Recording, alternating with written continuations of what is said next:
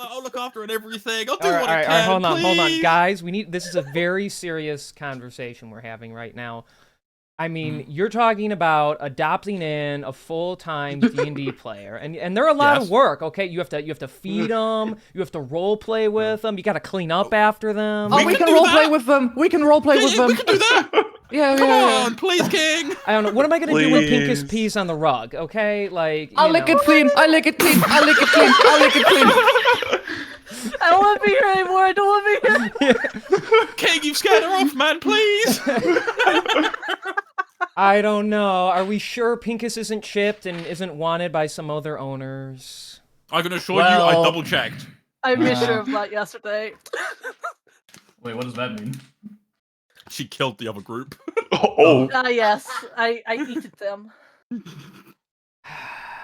All right, I'm open to it, but that means you guys are gonna have to, buy all the supplies, and you're gonna have to take Pincus to the vet and get her neutered, so we don't have any more running around here because I can only we don't have to get her neutered. She's neutered from spawn, like she spawned neutered. Yeah, she's.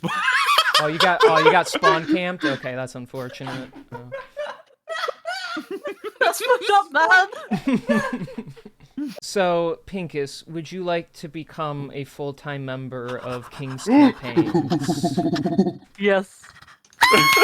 Then with this sword I knight thee, Madam Pincus of the Royal D&D Sunday Brigade. Yay! I now have an awkward conversation with Reno to tell him he's out of the group. Anyways, there can only be 5! Welcome back to King's Campaign 3. Yeah, I'm waiting for pure silence. Okay. Welcome back to King's Campaign 3, A Broken Oath, where we last left off. The heroes of this story found themselves in the Shadowfell. They had made some sort of an agreement with the Dark Star Angel to get him to hand over some information, particularly about the Matrons of Malice, what his job was, and if he even has any purpose left, which he claims he did not. Seeking to be rid of the Shadowfell himself, he is trapped here, hoping to either face punishment or redemption at the hands of his true creator. The party obliged, actually, admitting that upon the time that they are ready to leave this domain, they will seek to bring him with them. He handed off a little trinket of his own that they can keep on them, and he will know where they are at all times. Until then, though, they had to traverse to the Dungeons of Tears. But not before Warren had a little sit-down with his main girl, Lyra, who was a lot more distraught than we have seen before. Well, in her stone-cold face way. But she was definitely distraught, saying she is too weak, she should be discarded, she is feeling things that she doesn't like. So weird. I know, so out of character. It's almost like development. And Warren expressed deeply that he was not about to just throw her aside, that even if the captain, who's an asshole, as he keeps pointing out, would call her worthless and vermin, he will still use her name, the name he gave her, and he still wants her by his side. Even after she tried to cast suggestion on him and make him leave her, it didn't work. His mental fortitude and his admiration for her were too strong. Lyra eventually dusting herself off and begrudgingly going along with the rest of the group. And so, they traverse the Shadowfell further, diving deeper, using the light sources this time to avoid the shadows to consume them, finding themselves in the Dungeons of Tears, a makeshift prison in this domain, uncovering information, deciphering a cipher, and even threatening to fireball a hag without her knowing. They eventually uncover that this is a place used for sacrifices. The people kidnapped and locked away in here used to power the Shadow Dome that is on the material plane being created by the Matrons of Malice. Until eventually, through some verbal shenanigans, the party was split, forced into 2 fighting pits. The sphere that they, of magic that they saw, the incantation, the ritual that they were able to destroy was before them, but it was heavily guarded. Lyra and Protheus had to use their wits rather than their brawn to overcome a mechanical menace as it charged into them, damaging itself in the process. And Lyra's blade, doing nothing, basically. Yeah, thank you. And on the other side, a mummy lord and other undead trying to defend the ritual. Dradius taking point, smashing the leader down. However, tragedy struck. After a risky set of maneuvers, Dradius was left paralyzed, taking critical strike after critical strike, until even before his final words could come out, his throat was slit, and he was done in for. The terrified Warren and Rowan fought wholeheartedly. They did not run, and they slayed the opponents, but there was no saving their comrade. The group is now reunited, having saved one of the last remaining prisoners in here, searching for signs of his sister that he claims is within these walls.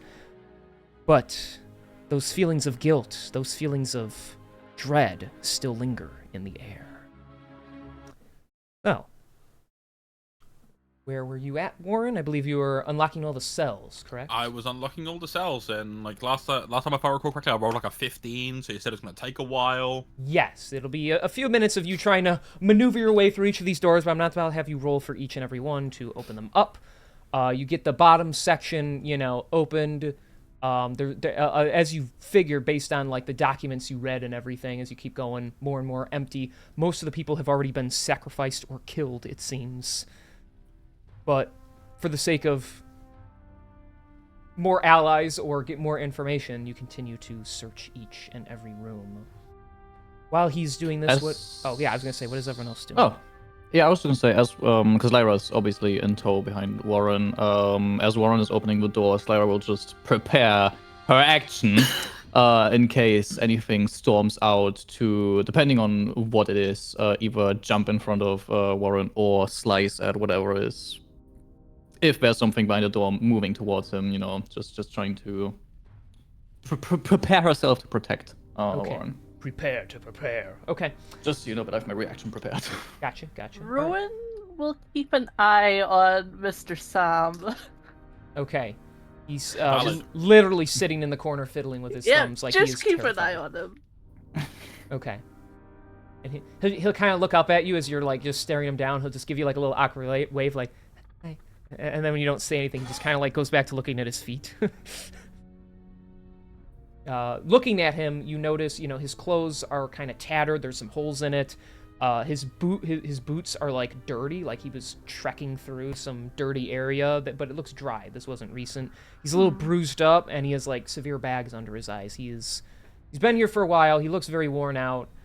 In the meantime, he doesn't do anything. So I'm just gonna be like, okay, not this door, and then you're like, okay, not this door, and then you're gonna be like, okay, not this door, and then you're gonna keep his bones out of the way and be like, okay, not this door. Disgusting thing. Okay, next set of rooms. You look through. Oh, a purple dot. Oh, Get that out of there.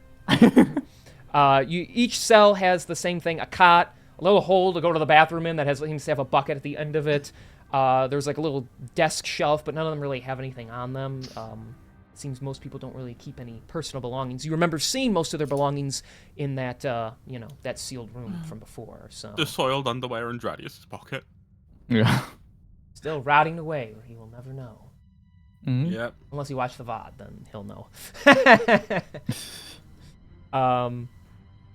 You keep going? Yep. Keep going. Okay. All right. Not this door. Not this door. And Lyra like swings through the doorway each time. There's nobody there. Okay. There's actually a corner room here. You eventually open the door here, and you do see another person. This fella is lazily like laying on his bed. You hear him actually like whispering, whistling. He has a familiar-looking green cloak, and the symbol on it, well, it makes you guys a little angry when you see him. What the hell? As he sits here, hang on, let me find the page here. Hold on.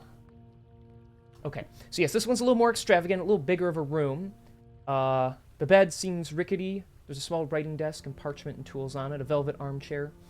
And you see this guy sprawled out on the bed, musing himself with his intimate demise as he's just kind of humming. I'm just sitting here, waiting to be sacrificed. And then he kind of looks over, looks away, keeps singing, then looks back and be like, "Oh, hello there. Are you my executioners? Or actually, no, you don't look like any of the creatures running this establishment." He kind of like gets up and just sits on the bed. You see Warren on his left hand, the tattoo, the mark of the Reavers. Okay. Warren's gonna, like, peek through and just be like, so, if someone was to let you out, don't suppose you'd have any information to give before they did? Perhaps. Let's see. I haven't lost my mind yet. I've been in here for 28 days, I believe. My benefactors told me I was useless and sold me, and apparently I was sold to some very horrible people because they locked me in here. I was visited once by a blackened-skinned, green-tattooed, I believe, female creature. She said I had a delectable set of eyebrows that she would like to take before I am sacrificed. I don't know how that works, but I assume it'll be rather painful. And each and every day I listen to the screams of people begging to not be sacrificed. I don't really know what that means, but can't be good. That's a fair bit of good information. Okay. I do appreciate you clarifying. Unfortunately, you have encountered the worst person to be in a position to set you free, because you and your little gang of cohorts are currently on my shit list. So Oh, whoa. I don't even know who the hells you are. you're representing a brand, okay? It's fine. Okay, that's uncalled for. Just because everyone holds the same moniker doesn't mean they're all the worst people imaginable. I mean, come on. Like, okay, like you, for example. You got your red outfit, you got your little mask thing there. Is that dried blood? No, very impressive. But, you know, you could be a part of some group, and that group could do some horrible things, but you yourself might not have participated in everything they did. So does that actually make you as bad as them? I would say not. Warren is gonna take off his right glove that's got his tattoo on it, and is just gonna simply, like, flip him off with that hand and be like, I beg to differ, buddy. I've seen the kind of people that rock this mark, and I don't think there's any wiggle room. Coming from a guy who bears the same mark. What can I say? They torched my house and they killed me on the spot, took my wife. I'm not in the mood to play nice. They sold me! Wait! Took your wife and burned you. Oh, wait. No, I do know you. You're... The wisecracker. What is it? Warren the Wisecracker. There it is. Yes, cool. I'm really glad the name's getting out there. So how much did they get for you anyway? Well, good old Urok said it didn't really matter what they got for me as long as they got rid of me. Good mentality. He kind of like pauses and just looks at you like, the fuck? Look, yes, I am one of, well, I guess your ex-group. They're my ex-group now too, but I was never one to join up with people for the sake of simple murder and hijinks. I was never there to take life. I simply was there to take a few valuables and keep my pockets lined so I could live through to the next day. Is it my proudest decision siding with a bunch of Neanderthals who believe being a mercenary is something to be proud of? No, but a guy's gotta eat, and let's just say the police would never let me join their ranks, so... But, for what it's worth, I think what happened to you was fucked, because all you wanted to do was leave, as far from what I heard. Well, they're trying to spin that tale and say you wanted to steal everything we stood for and leave, but I have a feeling you just wanted to leave. Fuck. You really had to just go on and keep talking and present yourself as a decent person. That kind of fucking sucks. That puts a dampener on my mood, and the fact that I was just gonna leave you here.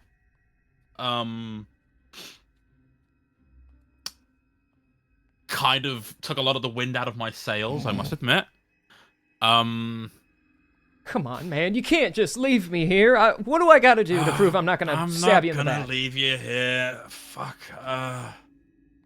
They sold me. They're dead to me. Is that what I gotta say? Because that's what I'll say. I heard that. Yeah. Just stop talking. I don't need you fogging up my brain anymore. Let me just fucking get you out of there. But if you do fuck me over. Just know I've got a wizard over there who throws fire, and you're in a very enclosed space, so that'll fuck you up. And I've also got a cleric over there who I don't think she can bring people back from the dead, but if she can, I'll bring you back and I'll fuck you up again. She can't.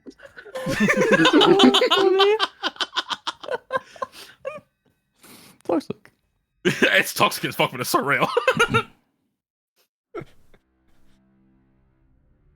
Just looking at you. Okay, I'm glad that we're on the same page here. Okay, just hold tight. Let me just unlock this thing. And with that, like, Warren's gonna go ahead and like open up his cell as well. Okay.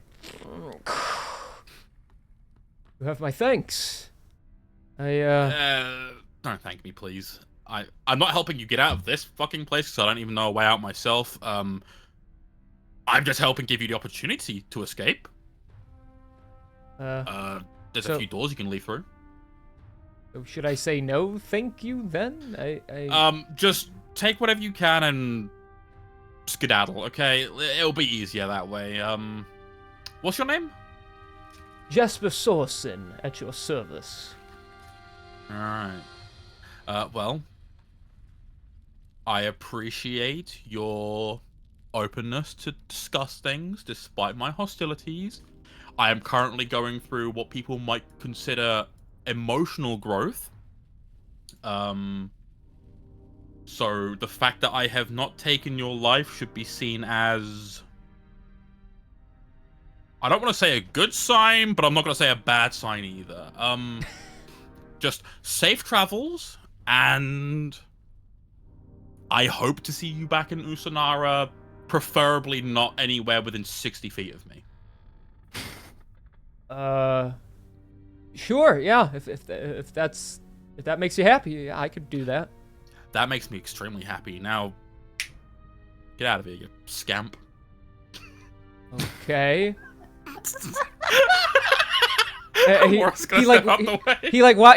over to the wall, like you see his sword in his hilt over there, and he kind of like he goes to reach for it, and then he looks at you and he's like, "Is it okay if I attach this to myself?" Oh yeah, that's perfectly fine. Like, I'm not gonna do anything because of that. So he just takes it and hooks it to his belt, and he steps out. Okay, I'm just gonna go, I guess. And then he kind of as he's stepping out of my range, Warren's gonna fucking lunge him like, ah, and yeah. scare him off.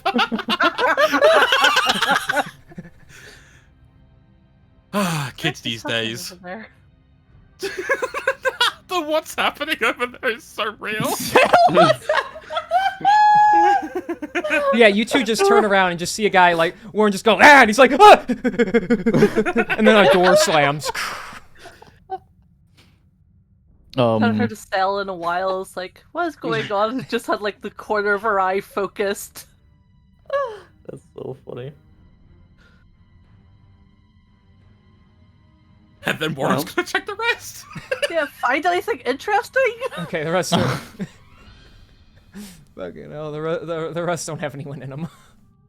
Okay. So no joysticks, gotcha. Yeah, we'll have to check the others. Oh god! Yeah, we gotta check the other side now. Oh shit, there's a sign over here. Boss, this way. What do you reckon this means? Where the fuck do you see that? Oh! I was like, where? I didn't put that on here. Fuck off. That's funny. I'm then gonna look over at Lyra. Hey kid, don't suppose there were any cells on your side of things, were there? There were the exact same amount, Warren. Alright, well, that dude over there is looking for his sister, so I say we go check that room, all of us together, so we're safer this time. And we, see if she's there. Okay? Understood. The room should be clear. The mech is dead. Fantastic. And yeah, we're just gonna head over there as a team. Okay. Is Sam coming? He's not a part of the team, so... He can go stand in this doorway while we're searching. He can stand in that corner. Okay, fine. He'll just be like over here. Okay. Yeah, he'll be stood there, and like I'll go ahead and unlock all the doors. Okay, and instead of You never roll wasting from me? all of our time. Yes, Okay. actually, I would like you to roll again if you're doing this in another room now. Yep, it's just Dex. Yeah, Do straight you? Dex. Oh yeah. Alright, straight Dex. That's, okay, pretty solid roll of the first one. That is a 17. Okay, good. Fair number. Wait, I do... Yeah, that should do it. All right. There you go. Oh, nothing in the rooms. Sorry, there is, from what you can see... I will say in one room you find 4 gold pieces. Ooh. Lucky I'm so we glad just it's lost only our 5th member. Warren is gonna hand out a gold amongst everyone because he is Oh, yippee! exceptionally could- generous. We can loot Radius the corpse for money. Shush has your the face! compass. The fuck? He has the compass, guys. You two turn around, just Protheus is like kind of eyeing looting him, and Rowan is like actively just like searching the bag, being like, where is that thing? He don't need it anymore, you know? They'll understand. I'm just picking it up for them because they're clearly forgotten.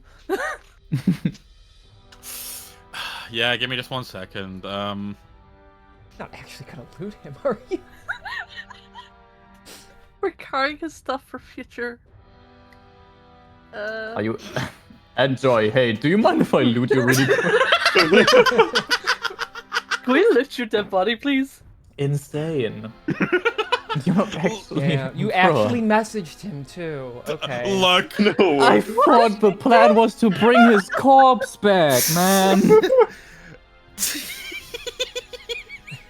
It will, but he's kind of heavy with this bag on him. I'll carry it. Like, Yeah, if we, We gotta split re- it among people, then... We gotta you guys are relieve the him of his worst. burdens. The last party would have been like crying. This party's like, so should we take his stuff, or is that too messed up? Not too messed up. All right, let's take his stuff. As a player. Yeah, Lara unfortunately will join. Oh yeah, You're getting one fourth? I'm in. I've just met this other guy. You're getting 1-4. Stop it! We're supposed to be friends. You guys said we want more time to bond and shit. You're not bonding. This is more PvP than anything else. Yes. It's so fucking. It's like I always say, you can't do PvP, and we're like, all right, we'll do inadvertent PvP. We didn't kill him, but we'll loot his shit. Yes. So See, I'm Insane. glad that you understand. no, I hate you all right now. So I will. All right, Lolo. How about this? I cannot drink my coffee right now. We will not loot Dradius until Joy gets back to us. and then loot him so we can watch you do it. Exactly. Okay, well, I at mean, least- more so if Joy messages us and says, "Wow, that's so funny, do it," then yeah, we'll give. Well, that's basically just him giving us. I and already then know we'll loot that's him. what he's gonna say. Probably he'll say that's Well, I fucked wanna up. wait Do just it. to be So, sure. yeah. Because I'm also gonna take note of all of his stuff in like a notepad. So then, All right, if just- Dradius does come back, I can just give it back. Just tell me what I mean, you're just have doing. his character sheet. Just, you know. just tell me what you're doing. Well, I'm not gonna loot him now. I've been made to feel guilty by everyone here. Yeah, but that's weird. we are gonna steal the compass though. Meanwhile, Pink is DMing King. So, Rowan, when nobody's looking, is taking the compass. I do on occasion get private messages, so you never know when something like that might happen. So, did he have a money pouch? Insane. hey, look, a blue shotgun. No. Yeah, cool. Guys, he had a chug jug. Dead people don't know need their possessions, but their friends might get pissed off, so... True. That's an archaeologist mentality right there. Holy shit. But the mummy, is the mummy blinged out? Yeah, that's a real question actually. Oh my god, he's so goddamn cool! Thank you for the follow. So what are you guys doing? Just rather than just looting your dead friend, what are you doing? Well, Pink has asked him like if there's anything on the mummy. Did the mummy have anything on it? Okay, yeah. If you want to, you could loot him. That at least makes more sense. Yeah. You He barely knows these people. He She had an got them all. emerald. He had an emerald inlaid necklace around him. It doesn't appear to be magical, but it seems like it'll be worth roughly 100 gold if sold. So, Ooh. rumping about it to any- the stream right now. I'm glad that you are. Hell yeah, love that. Anything else on him? No. Everything else of him basically turned to dust. He was more so a guardian than like an overseer. Gotcha. All right. Yoink. Then. Well, because we discussed about doing it last week, we're gonna go to this little room here. We're gonna take a short rest. So I think it's necessary. We fucking sleeping in this tiny room. Yeah, we're just gonna. Well, it's not even a sleep. It's just sitting down for 30 minutes. What happens Oh, if we read yeah, the book that again? is- Oh, that's a good question. When we go in there, Warren will completely have forgotten it this No. time. No, okay. But yeah, definitely a short rest. Just to be Okay. sure. Well, then get your asses During- in there. Yeah. Oh, Oh, sorry. Oh, My bad. oh. I don't apologize. Fuck you. Get out of my way. As long as you're not as dirty as that one over there, it's fine. There are like Wow. flies buzzing around him at this point. Wow. That's so funny. That's It's part of the occupation. part of the occupation. It's understandable, but don't touch me. He is pretentious. With what I said about you earlier, yeah, it's fair. Okay, I could do that. You keep your fire away from me, I'll keep my grubby hands away from you. Thank you. They're thank you. bonding. While they're bonding with each other, can I bond with the plate armor? You would like to attune to it, is what you were telling me. Yes, I would like to attune to the plate yes. armor. As long as you fill one of your attunement slots, then yes, you begin to forge a. Well, for Lyra, it's not really an emotional bond. It's more so just a bond of reliance. The armor accepting you as a user and you basically telling it you're going to use it anyway. So, Yay! as you bond to it, you begin to learn about its true self. So let me get you that silly information that I have. So. Sorry. Its name is Caparius, the once brilliant plate armor. Caparius, once brilliant. Keep talking. I'll write down as you type. Okay. I can speed type, don't worry. Let me just read like a little description. So now clearly marked with the signs of heavy usage, this plate armor sports, to the trained eye, an expertly folded Damascus pattern in its forging. Donning this plate armor imbues you with a boldness that propels you into battle, even though you already have that, so it just kind of equals that out. You feel a little less depressed, I guess.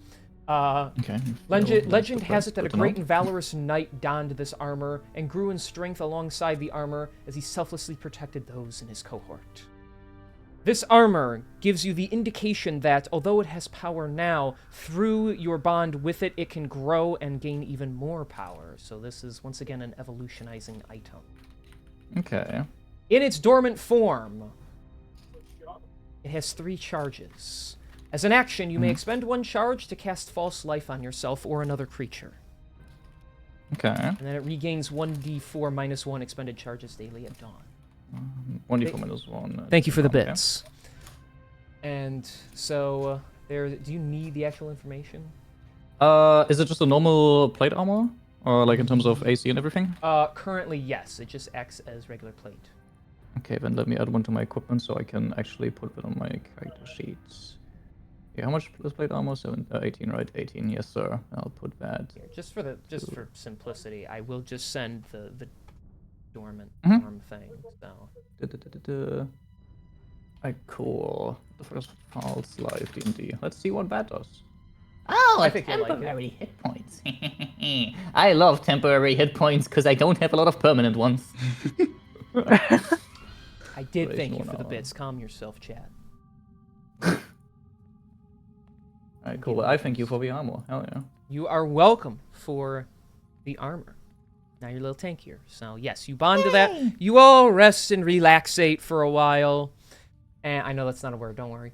I'm trying to And work out we can make it a controls word. and they're not working. Yeah. That does. I'll just do 2 separate rolls and then. Did I just mark it down there? Then do Yeah. other dice. Yes. if I click Short that rest down. up. Relax while your companion's corpse rots in the other room. Stiffens up. You all We're trying our best, man. catch your breath, magically heal your wounds to a degree, and try to brace yourselves for whatever else is to come, if anything. Okay. Mm-hmm. Self. The time is yours to do with as you So- please. So, you wanna... Did you know him long? Which one? The dead one. Oh.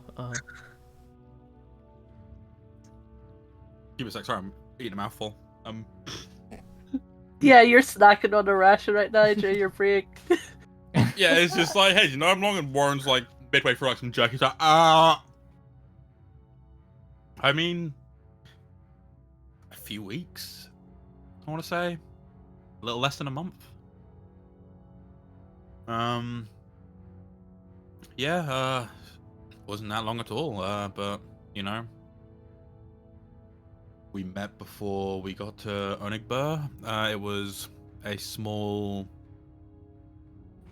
situation we found ourselves in, fighting a pesky fucking moron who sounds like how you narrate a villain in a kid's story. That was Bit of totally an annoyance. uncalled for. Fireball! No. But yeah, we met him not so long ago, and we kind of just stuck together. We found it useful. And I mean, it to stick together, it was useful. I'm not calling him it due to the fact that he's dead now, although we could classify his body as an it. You don't need to over-explain. Yeah, okay. I just figured I'd check. But yeah, he was alright. He had his issues. I had my grievances with him, but you know, that happens with anybody, right? That must still hurt, sorry. I had to go through that. Probably would have hurt a bit more had recent events not transpired, but he, for what it's worth, was still one of us. Yeah. Well, hopefully, when we get out of here, if I'm assuming you just want to bring him with you, we can, you know, get him back. Yeah, if we can bring him back, I want to. Yeah. Well, I'll help in any way I can. As long as you are getting me out of here. Yeah, we all still do our part in helping you with that. Good. Yeah, I appreciate you being open to help. Of course, it's the least I could do. By the way, your poison condition goes away, so. Yippee! Yeah, I was gonna ask what afterwards. Yeah. It lasts like an hour-ish, and I'll just say it goes away after that, so. Uh-oh. I'm only exhausted once. It updates constantly. I was trying to see how I could disable my thingy temporarily. The only option is to just remove it from my Chrome entirely, but it's too handy for that. I don't know, I can set it to always whisper. Always whisper. We'll see who it whispers to, but...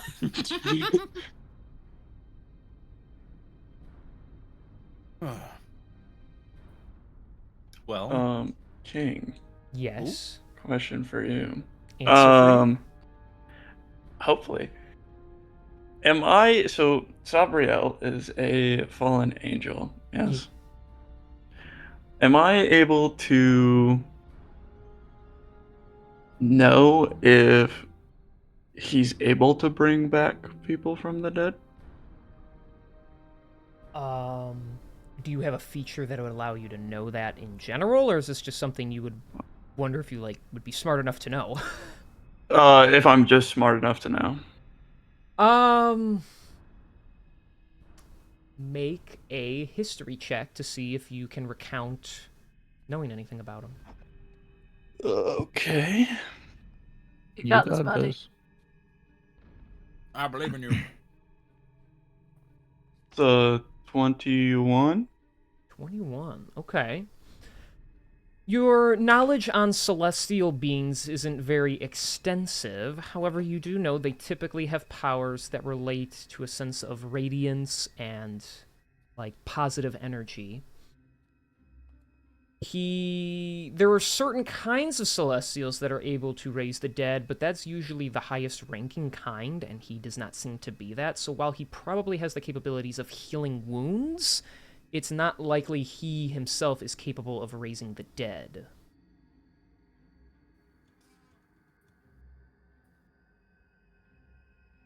Thank you. You're welcome.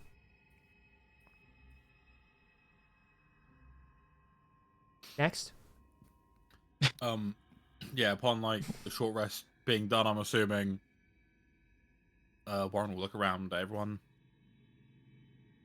We've still got potentially a little while left to go.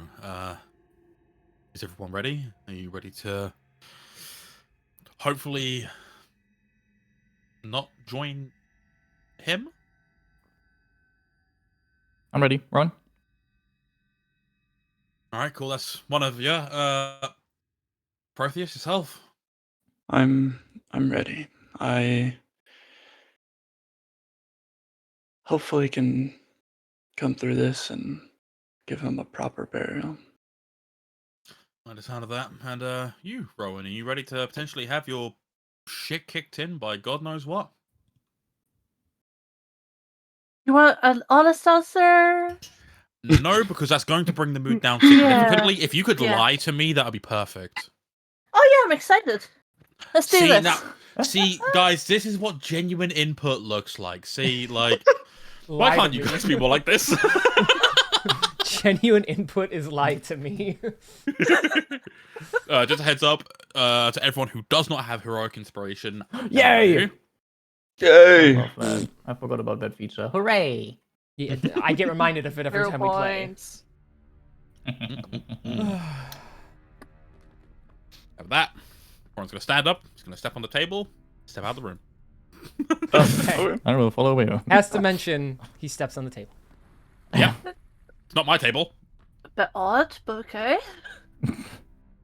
Before we leave this room, Mm-hmm. can I write Yeah. down that spell that teleported us?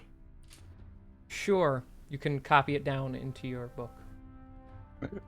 Just write down that you have, weird verbal teleportation spell, because when I told you what he read last time, I just completely made it up on the spot. So I just had reads if read out loud, incantation will teleport them. So Imagine he reads it on the material plane and it drops him in either one of these two rooms again.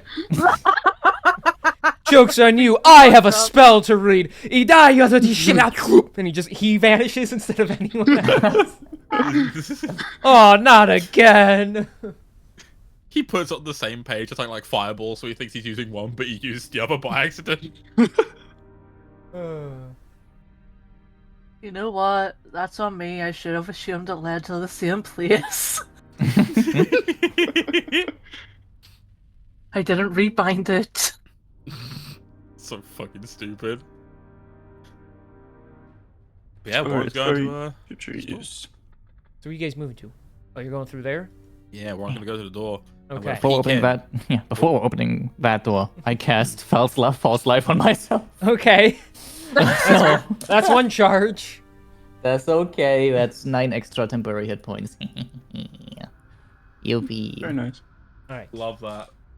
So It's range self, so you guys don't get any of this. damn. Okay. Sorry. So you Selfish. open out and you come forth to what looks to be Oh. 2 spiked towers that are just roughly like fenced in with the rest of this area. So I'm gonna perceive the stairs before me. I'm gonna make my way down. Okay, you perceive that you're walking downstairs and you don't trip. Thank you, thank you. So these 2 towers, I assume they're pretty tall, right? Yes, they're about 40 feet up. Okay. Um, And over here, what can we see here? Yes, of course. Let me show you what is over there. I'm really excited to show you that it's It's nothing. yeah, it's a whole lot of nothing. Yeah, I just wanted to see if there's if it's just these 2 towers, because you said so the towers are fenced in. But I yeah, wanted to they're know like if there's- fenced in like around. Oh my gosh. I just want to check if there's nothing there, you don't have to. There's open it, don't worry. nothing here. Okay, Okay. Oh. Is this what you need? I'll Yes, show I you thought it's maybe, everything. I thought it was gonna be like a second thing potentially. No. Okay. What's down the Sorry. middle? Yeah, what's in the middle? It's really dark down there, and they're so close together. The spikes make it hard to see through the other side. The towers, do they have windows or anything of these sorts? None Are that these you just can evil see. towers? Well, they have Ominous spikes tires. everywhere, and you don't see any windows. You don't even see any doors on them, actually. Warren is just gonna like do a quick Okay. loop around the outside, like, oh, what the fuck? This is so evil looking. So quick. And then he's gonna like see Lyra's trying to follow him, and he's gonna like sprint a little, like. Lyra's like, without changing her like facial expression, she just like tries to keep tempo up. Just running after him straight face. What on earth? All right, well, with that running, your speed picks up, and the one hiding inside the tower starts flying out of them, and so now he's like 60 feet in the Flying? air as he flies out. Oh. Who dares? Intruders! We have intruders! And he starts flying over the top of the thing, unless someone wants to do something. Oh as he's yeah, flying Sal's away. still in the corner. Yes. Lyra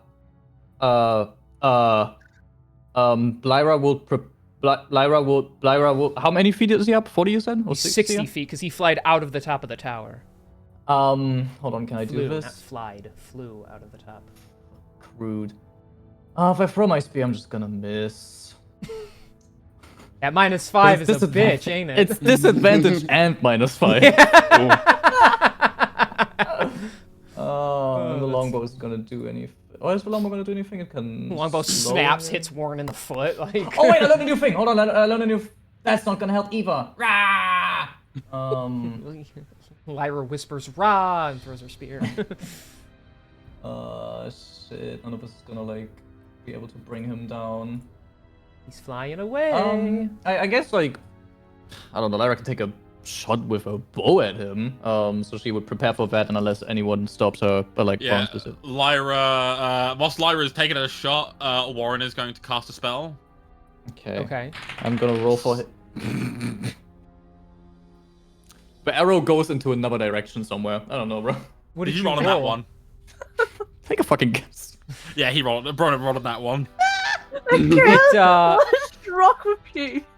I will say somehow when you let go of the arrow, it catches on the bow like handle itself, and it just snaps the arrow in half, and it just like fizzles out in front of you 3 feet. Just... King, Cool. I needed to make a wisdom save.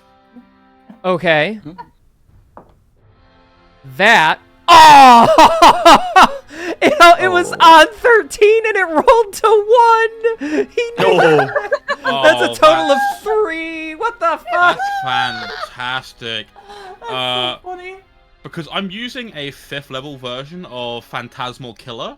Fucking what? Bro's using And- the 5th level spell? Because he has a Michael cool Burbier. little. Because he has a cool token. He's metagaming. And well, I'm seeing something evil looking. Yeah. And it's He's gonna very take 51 what damage? I think that's psychic damage. What even? Holy shit. Holy 51 shit, what psychic is that? damage. Okay. First of all, I would like to point out it is a pretty cool token, though, isn't it? Just the little. It's pretty Yeah, it is a cool. cool token. I got it from a really cool Kickstarter. So. Hell but- yeah. Nice. Anyway, so he flies, you cast that, and the little magic appears around his head. He's just like, intruder, and like a bubble of like blood pops in his like out his nose, just as like his orifices just bleed from the psychic damage. And he's like flying. He can't fly straight anymore. My brain, my brain. And then he just lands and impales himself on the spikes on the thing. Oh my god. Insane. And then eventually his body just turns to black ichor and melts down to the ground. Oh, neat. Black ichor creature. Good to know. We've seen a couple of these. Here goes my Warren is close-up. just Warren is just stood there looking kind of flabbergasted. He's like, he killed himself. I only contributed to no, that. that was That's you. manslaughter. No. No. That's No. manslaughter. He flew into the spikes. I didn't do that. You Technically, intended that to was kill his him. HP, so... Oh, really? Yeah, he would have been dead no matter what. That was just the flare I put on of him crashing. I so. love it. I love the flare. It's so funny. I do not hold myself responsible for that. 0. If I No shot you in responsibility. the heart with an arrow and you fell off a cliff, I still killed you. Yeah, but you shot me in the heart at that point in time, you weird bitch. Like, And you think you survived that? look, I've already died once and come back. If someone found me quick enough, I probably could come back again. Uh-huh. You're odd. Yeah, I'm very aware of that. Wait, he died and came back? That is a whole question for another time. We've got important shit to focus on now. Okay. True. I'll ask later. Yeah, so cool. And with that, damn, is there really like, is there really nothing that we can see inwards of the thing? It's just like a random fucking tower. Yeah, it's just How two... tall is said tower? The towers are Oh, 40 six. feet tall. They're lined with spikes all over the walls. Apparently, the tops of them are open because he flew out of one. Who has a helicopter? Helicopter. Back to helicopters and D&D, man. I have a theory that it's just a watchtower. Is it possible for Rowan to think about the context in which these towers exist, what we've just seen, and the fact this is a prison, to deduce whether or not this is just a watchtower? I mean, I'm not gonna, like, unless you want to try to determine that, you can just say that as your character, so... if Yeah, that's what you you- think. Yeah, well, she throws the idea out there, but, like, possibly if she could deduce it to know for sure. Let the nerd try. You can make a really impressive investigation check to try and determine that if you'd like. Hey, she might just be able to do that. Nope, that's not one. Guys, this tower That is suspicious. three at once, by the way. Look, spiky tower. Yeah, we literally all three of us rolled that once. It's gonna be one of I those love days. this for us.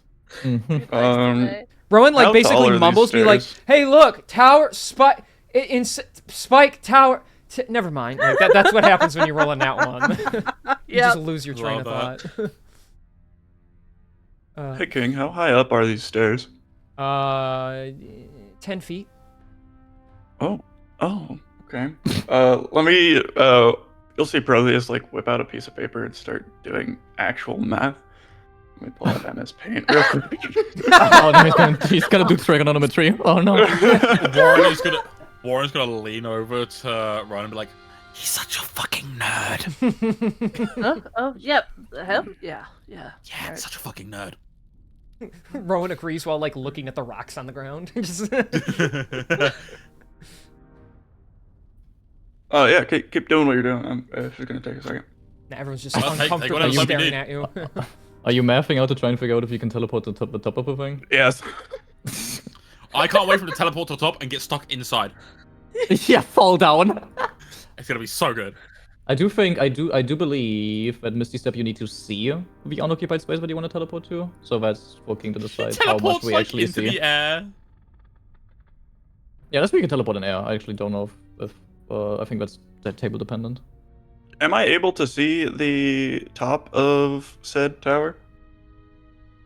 Like, the ledge? Roughly, yeah, I'd say you can see the ledge. You can see like where it stops, so you can assume that's like a platform to some degree. And you said it was 40 feet tall? 40 feet total. You're 10 feet up on those stairs there. Okay. I assume that's what you're going for. Trigonometry online. Come on, guys, just Alright. solve for the hypotenuse. That's what I'm So- doing I right now. love fucking hippopotamus, man. That's so cool. A is 40, B is... How much is that actually? A squared plus Uh, B it's- squared it plus is- C squared. A is actually 20. 30 because... Yeah, I know. I'm 10 feet up. And then the Yeah. distance between me and the tower is... 20, which means Okay, it's class, 36. in today's lesson, we're going to figure out, can these magical wizards get inside the tall spike tower? Now, if X is equal to 40 feet, that being the size of the tower, and Y is equal to the 30 feet the wizard is capable of teleporting to, then I need you to divide that by 2, circulate the circumference, and together you will be able to figure out Fuck, the I'm result. 6 feet off. Yeah. Get a running jump. Jenny, I told you, don't use you that cope, kind of right? language in class, but you're correct. The answer's 6 feet off, so that means the wizard would not be able to make the teleportation. Actually, You wait. I the running told jump Warren- could work. Warren's gonna look over at Proteus and be like, what are you doing, buddy? I'm trying to see if I can teleport up there, but it seems that I'm just short. I bet you are. Short fuck. Lyra, help me with this real quick. How tall are you, Warren? Yeah, believe it or not, I was actually just thinking that because Warren is going to signal to Lyra to follow him, and Warren, with the help of Lyra, is going to hoist Proteus up. Insane. Okay, yes, sir. Now you're standing on their shoulders, apparently. And Warren is how tall Warren are is you about guys? 6 foot, yeah. Lyra is 5'7". So she can hold her hands above her head. Yeah. All right, King. Can we make it work?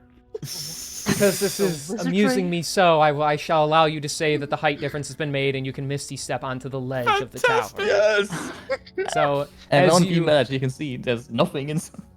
So, well, first of all, as you Ubenium, and you go up top, you realize that this ledge up here is about only like 2 inches wide. So I need you to make an athletics check to not fall off of either side. Yep. I'm really bad at this. Well, you have inspiration, worst case. So I just get to re-roll one of the dice. You reroll a d20, yeah. Yeah. Okay. If you want to use inspiration. I think I'm using it. Yeah. Can I'll wait to see which side he falls on before I do my thing. Athletics, you said? Yes. That is a 15. 15. Okay, you are able. Although you kind of like wobble, and you're like, and you see him like windmilling his arms to stay up there. He's able to right himself, and you're up there, and you can see the insides of actually both towers. So it goes about 10 feet down on the inside, and there's just this flat platform. There doesn't appear to be any ladders inside, any doors. It looks as if they are watchtowers. However, you notice the small glass like panel on the bottom of both of them. In it, you can actually see images that materialize that are of the interior of the Dungeon of Tears. So it looks like that little guy that Warren destroyed was using those things to keep an eye on the inner workings. Although the fact that he didn't seem to know you were there until you're outside the towers, you can infer... He's sleeping on the job! Perhaps something like that. There's also a lot of dead bugs around the bottom. Maybe he was keeping himself preoccupied, so...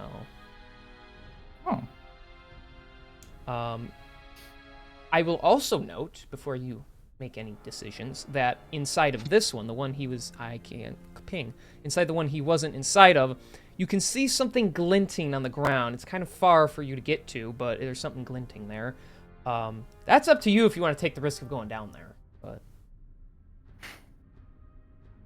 You said there's a shiny object in there? yeah, like if you can kind of peer into the bottom of the other one over because they're so close together, and it's like, ooh, shiny thing. So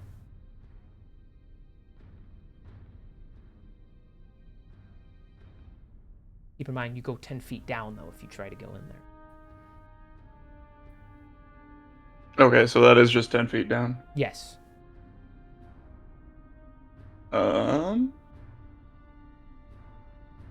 Yeah, let's go in there. Can I kind of like, or at least try to hang off like the edge and kind of soften the blow of falling? Sure. Well, yeah, easily you can get from there to like the edge here. And then if you drop 10 feet, you won't take any damage just naturally. It's only if it exceeds that will you take damage. So, yeah, you can go in and... once you get down, you see it on the ground, a little glinting thing. It's just a platinum piece. Yippee! Sam. The real question is, how do you get How out? the fuck am I gonna get out? That's why I said, ooh, shiny thing, in hopes he would just jump in. Ooh, piece of I platinum. thought it was gonna be Ooh, piece of platinum. something better than platinum. Hey, that's like 10 Guys, gold do you right think there. he can get out? If we give him a second, he can figure it out. 2 hours later. Ah!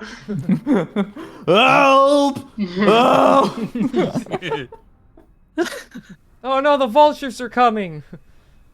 Is this We're little already piece here raised? No, it's actually sunken in the It's just ground in the floor. like an inch. Okay. Don't What's tell the me all tire this. made of?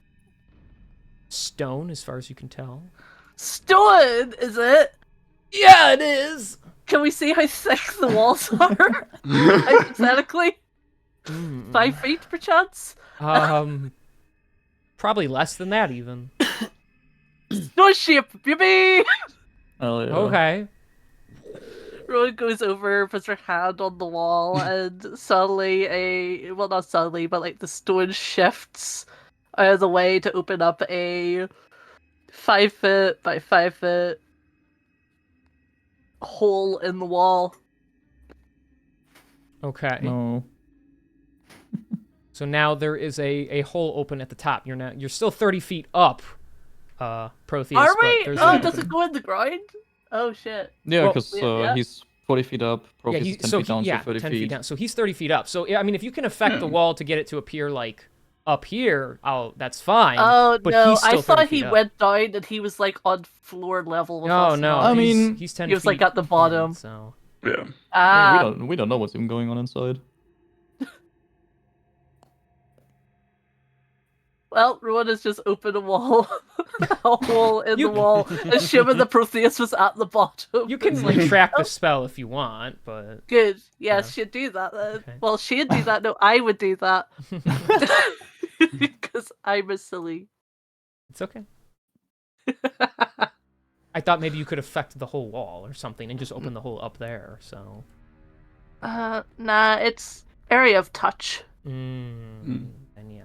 If we All right, throw you up, If we impale you on the spikes, How fast can you warp those spikes before they just sit in you? Because you have about half a second when you're being. Yeah, no, thank you. okay, are there any stones on the Okay. floor around here? A few pebbles here and there, yeah. I'm gonna lob them up and see if I can try and hit Protheus from down here with one. Okay. And like an arching motion. Okay, roll unarmed strike. You got it. Unarmed strike, that's a 16. You're able to get it up and over. It doesn't hit Protheus, but it does like land like in front of him, just like a rock falls in front of you, Protheus. Did that hit you? No, almost. King, how about a 12? Now there, it just bounces off the side of the wall. King, can I try and use the... How big is the sound, actually, that he threw out there? Oh, the stone? Yeah. Is it just like a little pebble? Yeah, it's like the size of like the tip Okay. of your finger. So. Okay. Can I attempt to grab the ledge by way of jump?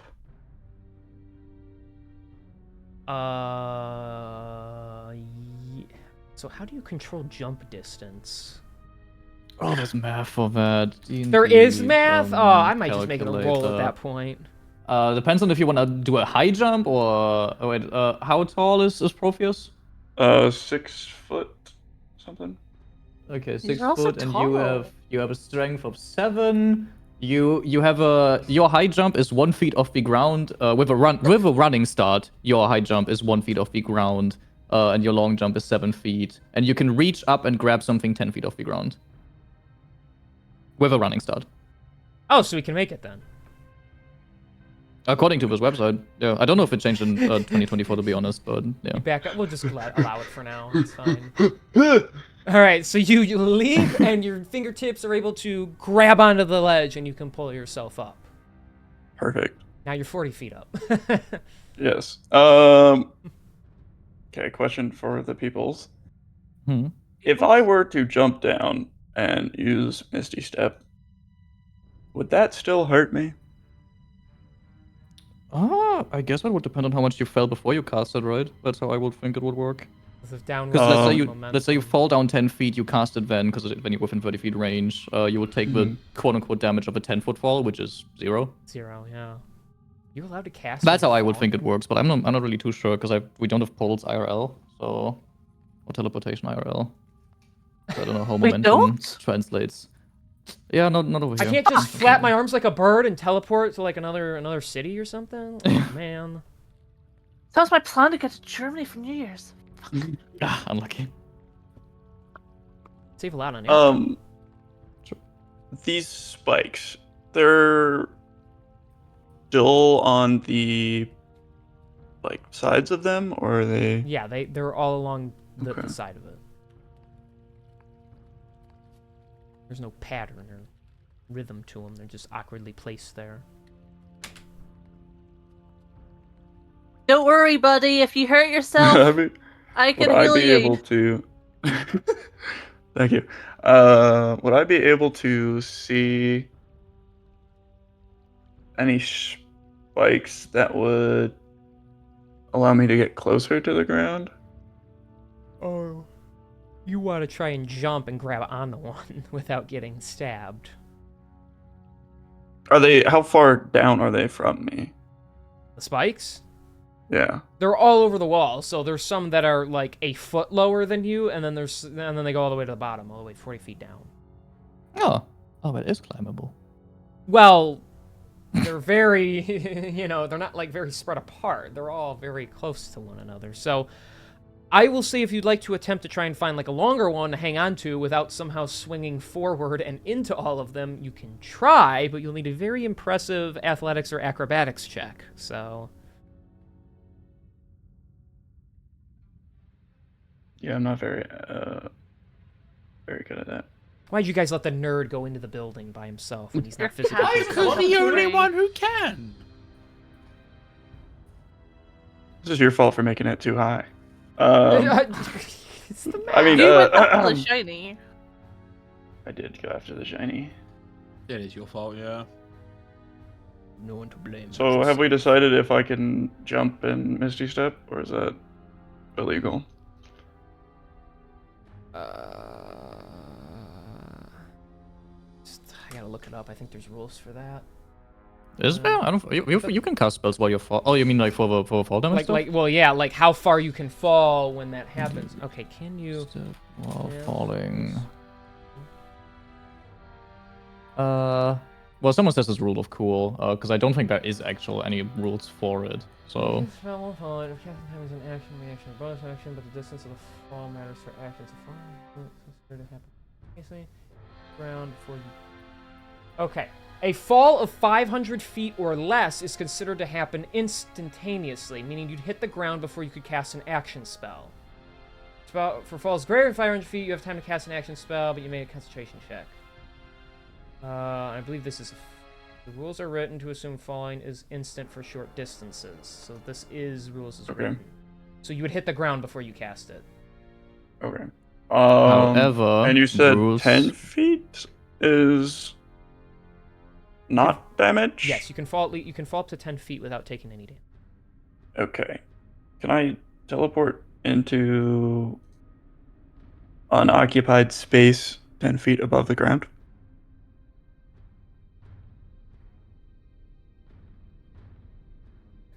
Where would that be? Teleport I think it just means like toward, like in the air, like in the air. Is what Oh, it's in Yeah. the air? Oh, I guess you could teleport to the side of the wall. And then, like, because that way you're still, like, on a surface. You're just, like, You just teleport with your feet on it, and you're, like, standing sideways before you drop 10 feet and land on your butt. I'll allow you to do that, yeah, if you want to just, like, teleport, like, on the side of the wall and then, like, slide down it. Well, it looks like he's jumping down to kill himself, and it's just. Yeah. Yeah. And then you just land there. There was nothing much up there, just a platinum. They look to be just watchtowers. It did look like there was a stone tablet laid out kind of similar to where we were just at inside. Okay.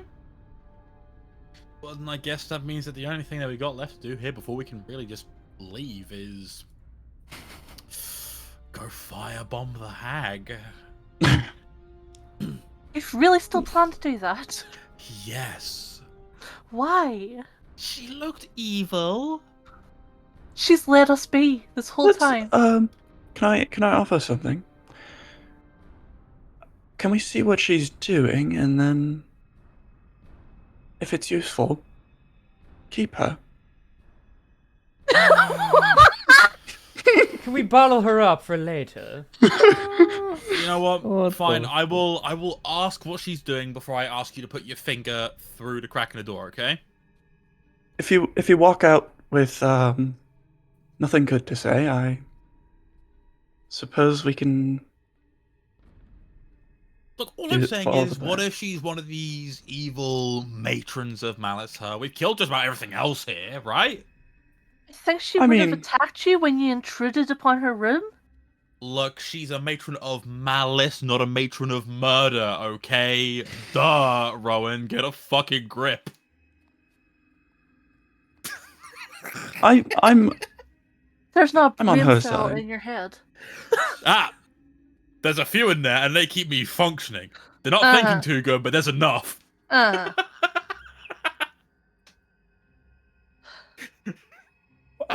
let's go diplomatically and see if we can't talk about this. You ever like see like how like a kid throws their hands up when like they're having a bit of a sulk about something they're gonna get their own way, or it's like, fucking fine, whatever. I will be in tow with.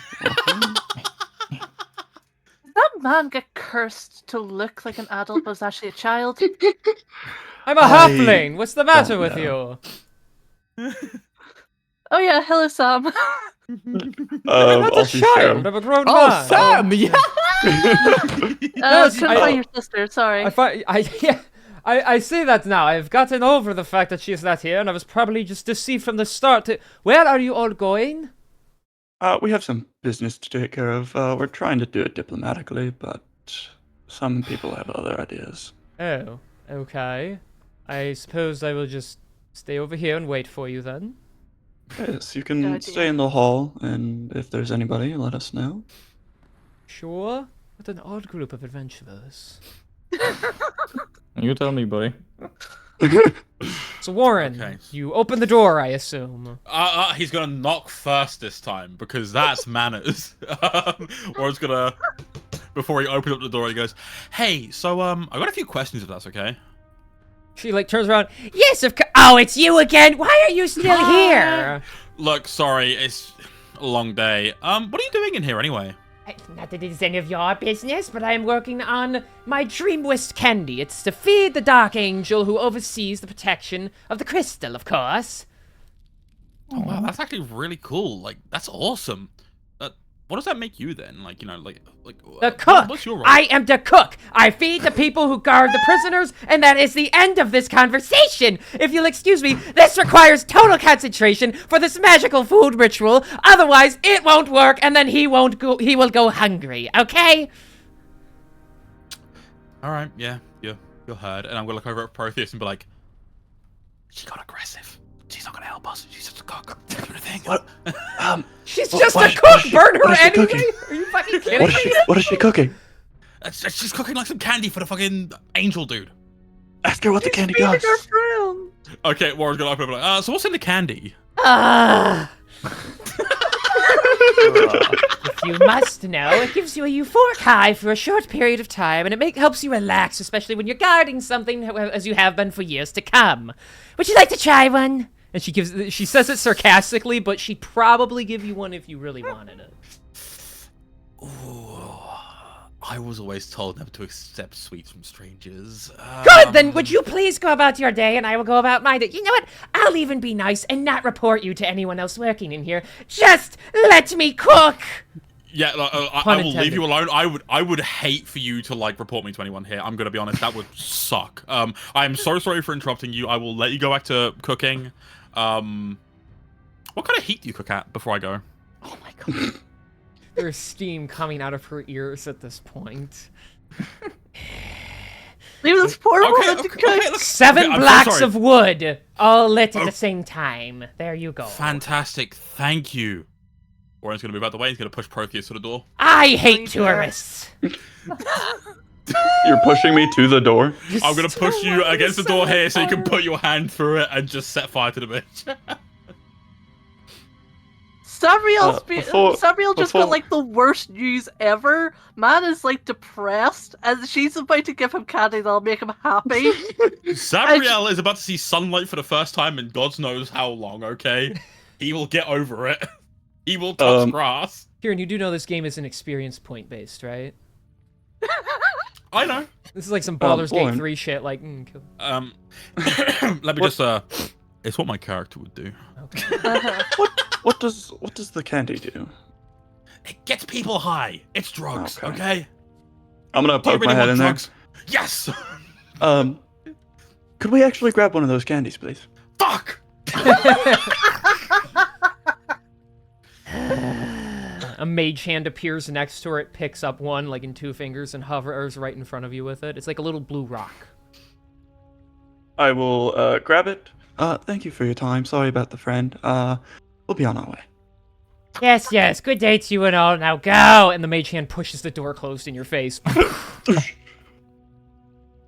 Yeah, let's go. She's fine. This should help, Sabriel. I hope you know you're paying for your own in-room anytime we travel anywhere now.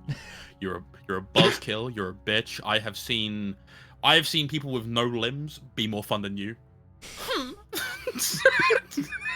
Bro Yeah, pouts and walks off. He's a child in a man's body. I have to agree. Anyways, let's get Sam and Yeah. let's see if we can't bring back the body of our fallen friend. Oh yes, we should. Yeah, gonna say, Warren's I- like, "Oh, Sam I is gonna forgot be like, something." are you gonna go retrieve your friend, or... Yep, I forgot him. My bad. On the road again, Oh, yeah. can't wait to get on the road. Oh, we forgot Dradius, shit. On the road again, we're dragging Dradius on the road again. I like that you turn him to walk through the doorway. You don't have to. It's fucking Bro, insane. the commitment's insane right now. There's just a trail of blood following this thing as he's just lugging. Sam's like, oh, that is rather quick. Excuse me. He's got it, right? I don't want to get bloody. I don't Yeah, want to hear it, that's bitch. I would assume Lyra's helping anyway, so. Yeah, Lila Yeah. helped drag the thing around.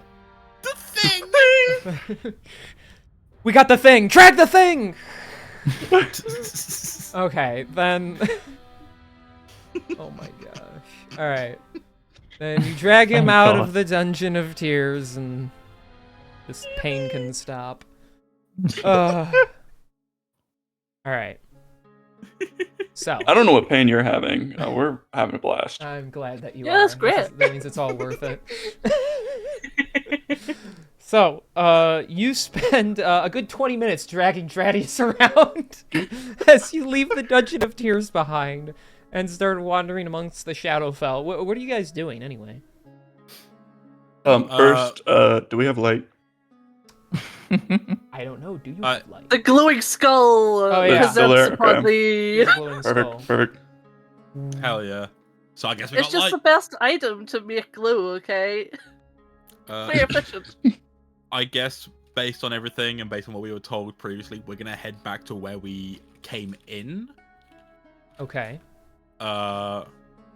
Where let me get the fucking name up because I hate Samsadur, Mm-hmm. where he's waiting for us. Okay. Or at least meant to be waiting for us. I don't know if he fucking left. He's a bitch. I need to change my notes, by the way. Protheus is a bitch ass motherfucker.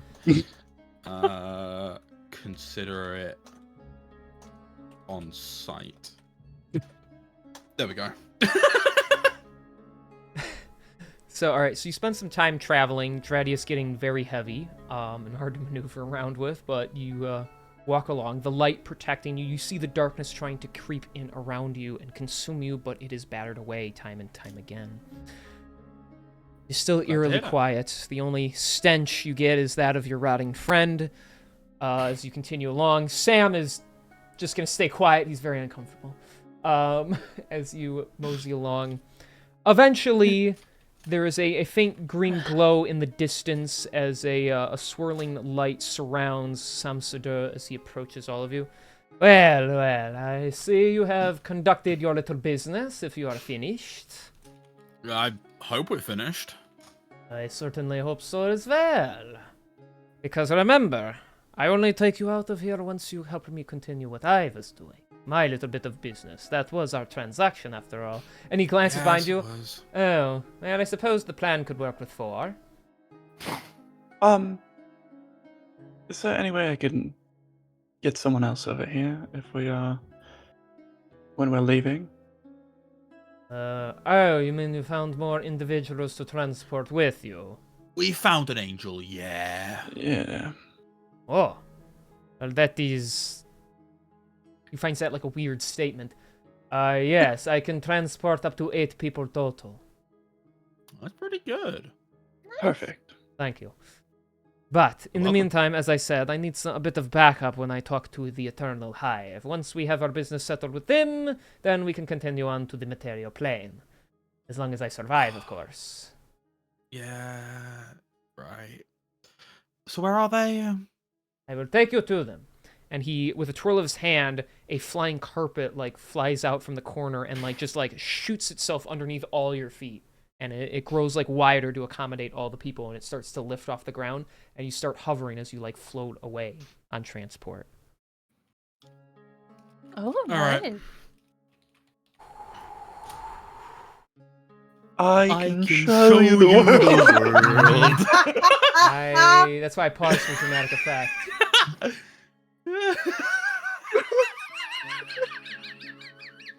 Really, like... Not scripted. No, shockingly.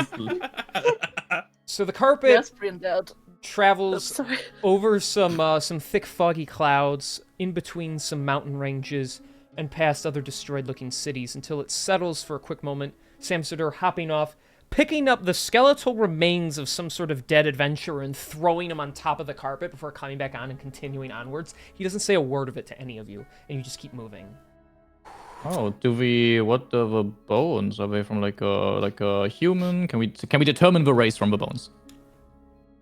Make a medicine check. No. Okay, then you can't.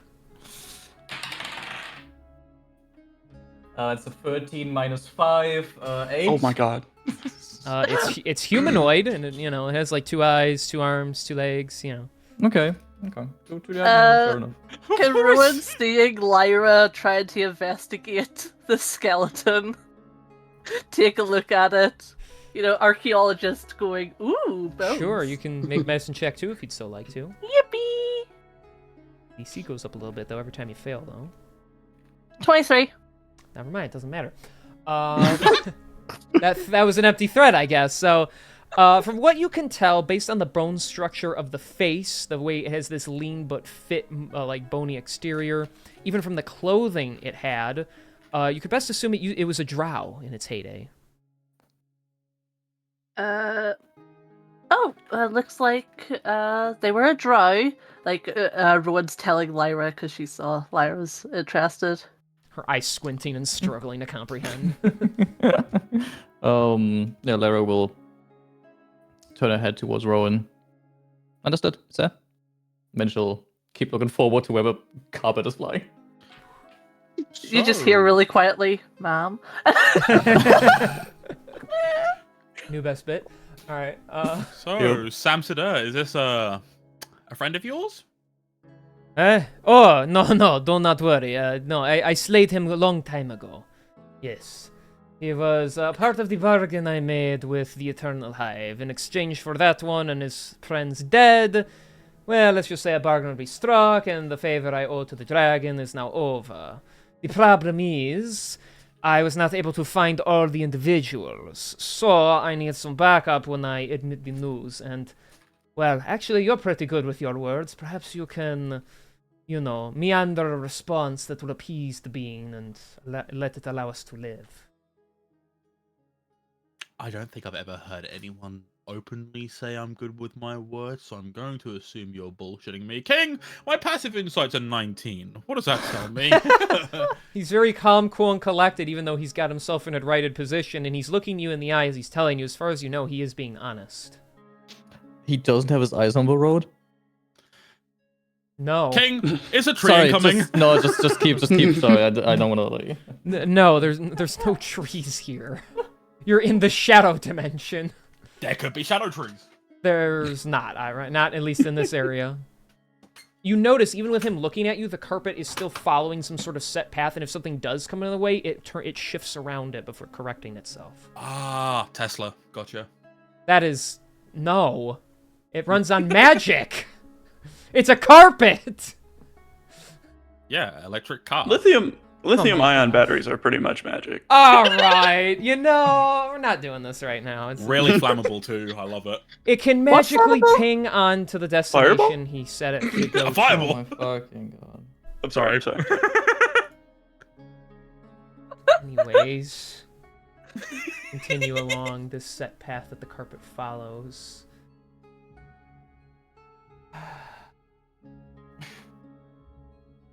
Eventually, it Warren stops, just- yeah. and he finds another skeletal corpse and throws that on top of the other one, climbing back on, and you continue along your path. Warren's Once gonna again, go can Rowan we- and point at the body. What's up? Sorry. Warren is going to look over at Rowan and point at the body, like, check it. What is it? In the meantime, Okay, I'll check Does the it- body. King, what does Lyra learn with a -1 about this body? But you rolled a -1. Yes, I rolled a 4 -5. So So with a -1, looking down at this corpse, you start to relate to it on an unbelievable level, to the point where you're dead, and you're looking at it, and you're about to join this corpse rotting under the ground, and you start to have this really weird existential crisis. and then you'll see Lyra like eventually, after a little bit, shake her head to snap out of it, and then keep her eyes on the road again. Well, but yeah. Rowan will check out the body as Okay. as prompted. Let's see, where's my medicine? There's my medicine. 25? This person seemed to be a heavily armored dwarf, and the bloodstains on the axe indicate that he had been doing this for a long time. Whatever he had been doing, very violent stuff. Dwarf. Rowan would relay that to Lyra again as well. Like, just like, oh yeah, you can see from see how this bone's like that. Yeah, dwarves usually have that because of how they work. They need to be able, like, like try to explain it. Yeah, Lyra would like ask back with like, you know what? Yeah, Lyra will, after you tell her about that. How do you know about this, sir? Oh, well, I'm an archaeologist, so I specialize in long lost things, and bones are one of them.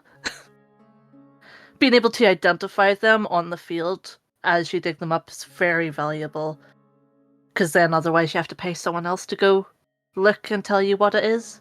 Better you do it yourself. Can you only learn from bones, sir? I can learn from many things. Simply being in those ruins we were in and seeing everything, was able to learn so much from that. Artifacts, art, writing, you can learn from so much. Can you read skin, sir?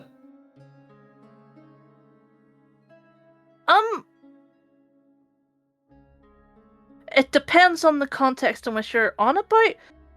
Tattoos, they're historically used to tell stories, and many cultures have tattoos for like certain life events, so you can learn from those.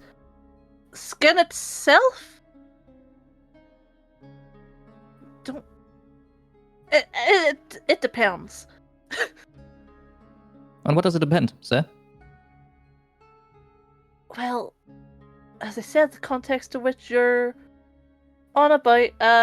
For example, as she shows her hands, and you'll see very callous, lots of, well, it's covered in very grimy, but also like lots of little scars and stuff.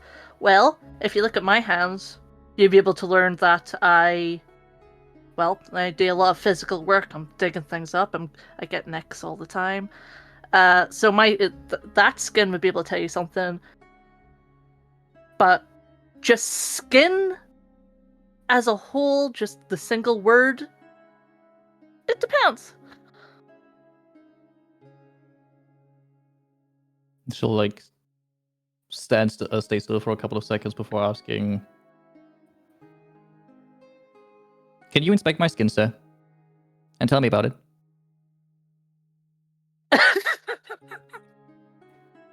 She looks a bit taken aback, and then like gives a glance to Ward because she is like gathered enough that he has some kind of like relationship.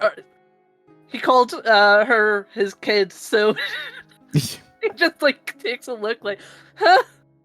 Warren gets a little shrug and he's like, look, the kid's curious. She likes to learn. Like, if she's curious about skin reading, then I guess read her skin.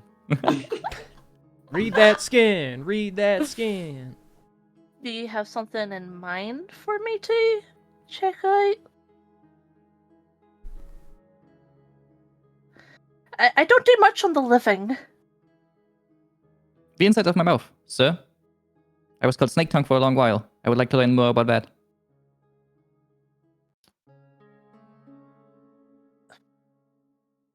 She looks a bit perplexed. So they're like, well, there are things I can figure out from a mouth, like your dental hygiene. That's a big thing. Some cultures vary in how they treat teeth.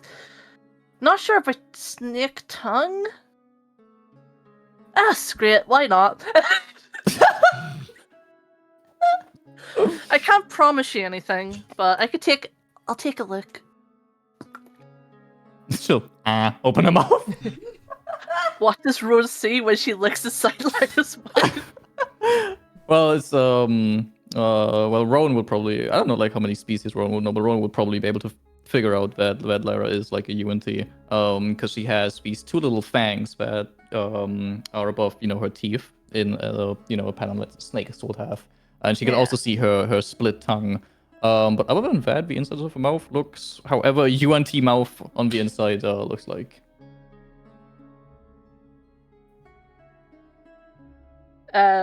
She like sits back. Well, I could gather your UNT. Your teeth are pretty, your mouth's pretty normal, from what I gather. The snake tongue, I'm guessing, relating to your origins. Can you learn more about my origins, sir?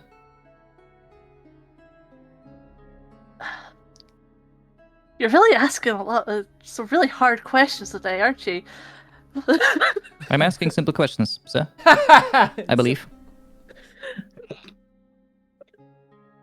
You know what? Fair. I don't know, can I do a history, see what Rowan knows about UNT? I guess, yeah, if you want to history check it or something. Yeah, sure. Okay. Come on, +10. We got this, baby. That's that one. I've got Damn. No, never mind, not that one. That was a 7. That was a 7. Okay. I'm bad at reading. 17. 17. Okay, well that's significantly a different answer. Okay. Yep, it looked like a 1 on the digital dice for a second. I would say you've probably studied the remains of ancient, Yuan-Ti tribes. From what you do know of their people, they are quite reclusive, as they do not like to actually intermingle with other species. They like to keep to themselves. They are innately bound to their serpent gods that they worship, and they tend to hunt any and all living creatures that dwell within the realm of their swamp-like domains and such. So it is quite pondering that a Yuan-Ti would just associate oneself with a mercenary group of all different kinds of people. Rowan will recite that. What you said. Yeah, what he said. What he said. But in Even that like moment, the bit with the it's odd. She'd like say that like just as a train of thought, little muttering. Mhm. Yeah. okay. Then Lara will turn around to Warren. Warren, I don't remember any of these origin stories from my life. Well, I mean, shit, kid. We fucking, as far as I'm aware, they fucking found you on the side of a road, right? I fucking, well, in the research that I tried doing, I wasn't really able to find out much. I mean, she's the expert here, not me, unfortunately. Then Lara will turn her attention back to Rowan. Similar names, bro. Um, Kind Also intentional. Oops. what more can you tell me, sir? If anything. That's about it for my knowledge, just off my head. I'd have to look further into things. Again, I specialize in dead things. Long dead things, not even just freshly dead. Lyra just cuts her head off, thinking that will help you. somehow. If I die, sir, can you inspect my body? And once you die, we meet in the afterlife and you tell me about it, sir. Aw. Yeah, sure. I could do that, yeah. She'll give you a little head nod after like a short second of silence, and then turn her attention back on the air in front of us. On that Odd kid. bizarre note, yeah. Eventually, the carpet slows itself down and it lands on the ground before a large cave-like structure. Sam Sadur picks up very easily the two like undead corpses and begins walking. This way, if you'll all please accompany me. Warren will follow. He brings you all towards the opening of the cave. Inside, the cave should be completely dark, but there is this faint greenish glow. It is like lime green, almost acidic in nature. And you smell this rancid, heated stench in the air as a low growl reverberates through. Finally return to me. And for some loud footsteps, out comes... Well, you would think it's a dragon because of the outward appearance of it. The claws, the wings, the long snout and head. However, there are numerous bony holes throughout the creature where this green energy radiates from. And if it looks like it was a dragon, but it's just the remains of one now. Do you have the bodies? I do. I bring with me the ones who wronged you so long ago. And he throws the corpses before it. Liar. This is two of the ones that slayed me when I was still living. There is one that has eluded you still. Where is the paladin? I assure you, I have been trying to find him, but he is not on this plane anymore. I do not know the origins of your slaying, and neither do you. These are the ones that stuck around, and I took care of them. I assure you, he is long gone, probably dead, buried somewhere. No, now this is where you hold up your end of the bargain, and you give me what I seek. The deal was you avenge me completely. If you try to deceive me like this, perhaps I should just devour you. And that's when he kind of looks like at all of you, like, well, you know, if I get eaten, you're not going anywhere, so... I would like to prepare an action in case combat breaks out to cast Force Life, but only if combat breaks out. Okay. I don't think eating him will be necessary.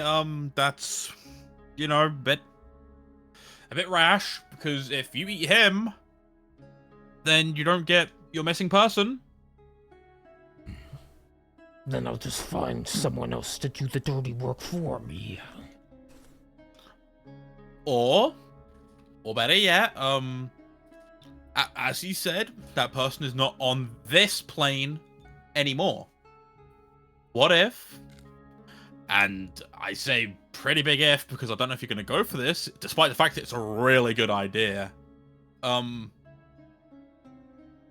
you allow him to take us back to the material plane, where he can then search for this person, and then we keep tabs on him, so then he can ensure that he finds your person.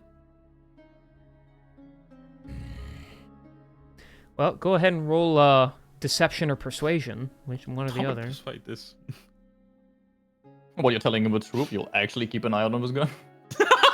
That's a 31.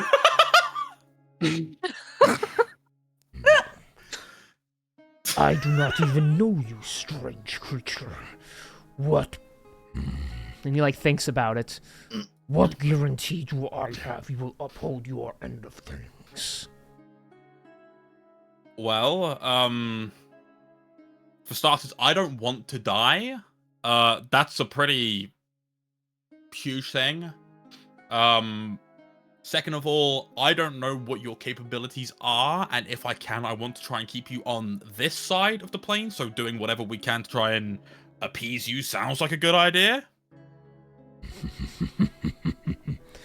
You do wise to be cautious of me. I was dangerous but simple when I was alive. After my corpse became infested and I gained a new life, I have the capabilities for rather strange phenomenon. Very well. Consider this my leniency. I will forbid you to leave me in this moment, but in due time, and a time limit I will set for myself, I expect this individual's corpse to be brought before me. If it is not, I will hunt each and every one of you down personally. I assure you, you have nothing to fear. My new friends and I will ensure that this individual is slain. But I still want what our deal proposed. Fine. I have no use for the stupid thing anyway. And he throws him this, like, navy blue bow that he grabs onto. Very good, very good. Now, do with these corpses what you will, and I will take us back to the material plane. And in due time, I will return to you with the one that you need. Best do it sooner than later, otherwise you'll never be returning anywhere. And he starts, like, slithering back inside his cave. And you see, like, a single bead of sweat go down the side of Sam Sitter's face. So you're missing someone, huh? Indeed. The story, as far as he was willing to tell me, goes as such. He was a very powerful black dragon and lived in the material plane. However, he was attacked by a handful of adventurers, and rather than steal his loot, which they had the opportunity to do so, they went out of their way to kill him completely. And then that eventually turned into him getting infested with some sort of otherworldly fungal creature, and it resurrected him, though his mind is now warped. I would prefer not to mess with him, and we made a little bargain. I killed the ones that killed him, and in exchange he gives me this, and he holds up the bow. It is not really that powerful of an artifact, but it goes for a pretty penny. But the problem is, one of these individuals is very elusive, and I simply just told him what the best I could. But now it seems I may actually have to search the material plane thanks to you, though that could have gone much worse, so I'll just say we broke even. Look, the agreement was to keep you alive, right? And I've done that. So, you know, I'd say we did more than just, you know, break even. I say we succeeded. If that is how you'd like to word it. But I am a businessman. I always try to find positive transactions, and my death isn't really something that big of a deal anyway. Besides the point, it only mattered to you for you to get out of here. But since that seems now doable and we have a little more time, let me know when you are ready and I shall transport us out of here. Protheus, call that fucking angel. Alright. Wait, I thought this was some sort of metaphor. You actually know an angel. Yes. I don't know if he's good or not, but he's just an angel. We found him. Bit of a He's hitchhiker pretty down situation. on his luck right now. Yeah. I Don't worry, your will. mind is going exactly where mine is. there's two ways that my mind's going currently. It's either Reno or this angel. Fucking imagine. Yep. I am gonna pull out the ring that he gave me and think about the interaction with Sabriel. Okay. You think. And you think. And you think. And then when you think about stop thinking, you think a little more. And then in a flash of light,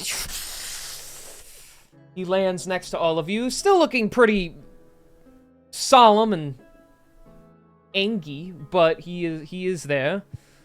I did not actually think you would summon me, and so for that you have my gratitude. He kind of glances over. Why would you side yourselves with a creature just like him? If you know I do not appreciate your tone, I'm the one getting you out of here. Unless you seek to destroy us before we get back to the material plane. I would do no such thing. I hold up my end of bargains. Okay, ladies, we do not need to argue. It's okay. We're going to the material plane, okay? You're the ones aligning yourselves with a Rakshasa. I don't want to hear it, okay? You were quite literally maintaining a song that was protecting an evil barrier. What now? As per my orders, never mind.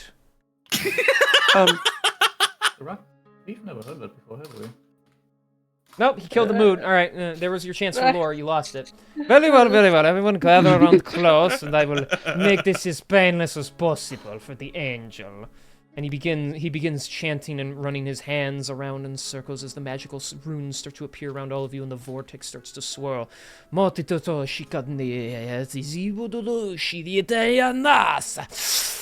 And once again, you are whipped through this blue vortex, your hair blown back as you are shot from the shadows ripping away and light shining at the end of the tunnel as you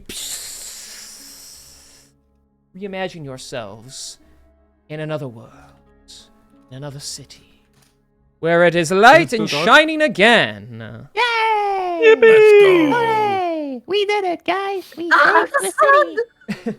I'm rolling. And to your surprise, the city seems a bit more lively than ever before. People have begun to come out of their houses little by little. There's not a lot of marketing and transportation, but there's at least groups of people hanging out, keeping their eyes shifted. There are repairmen working and soldiers guarding, fixing up various buildings that have been destroyed, trying to pave away the claw marks.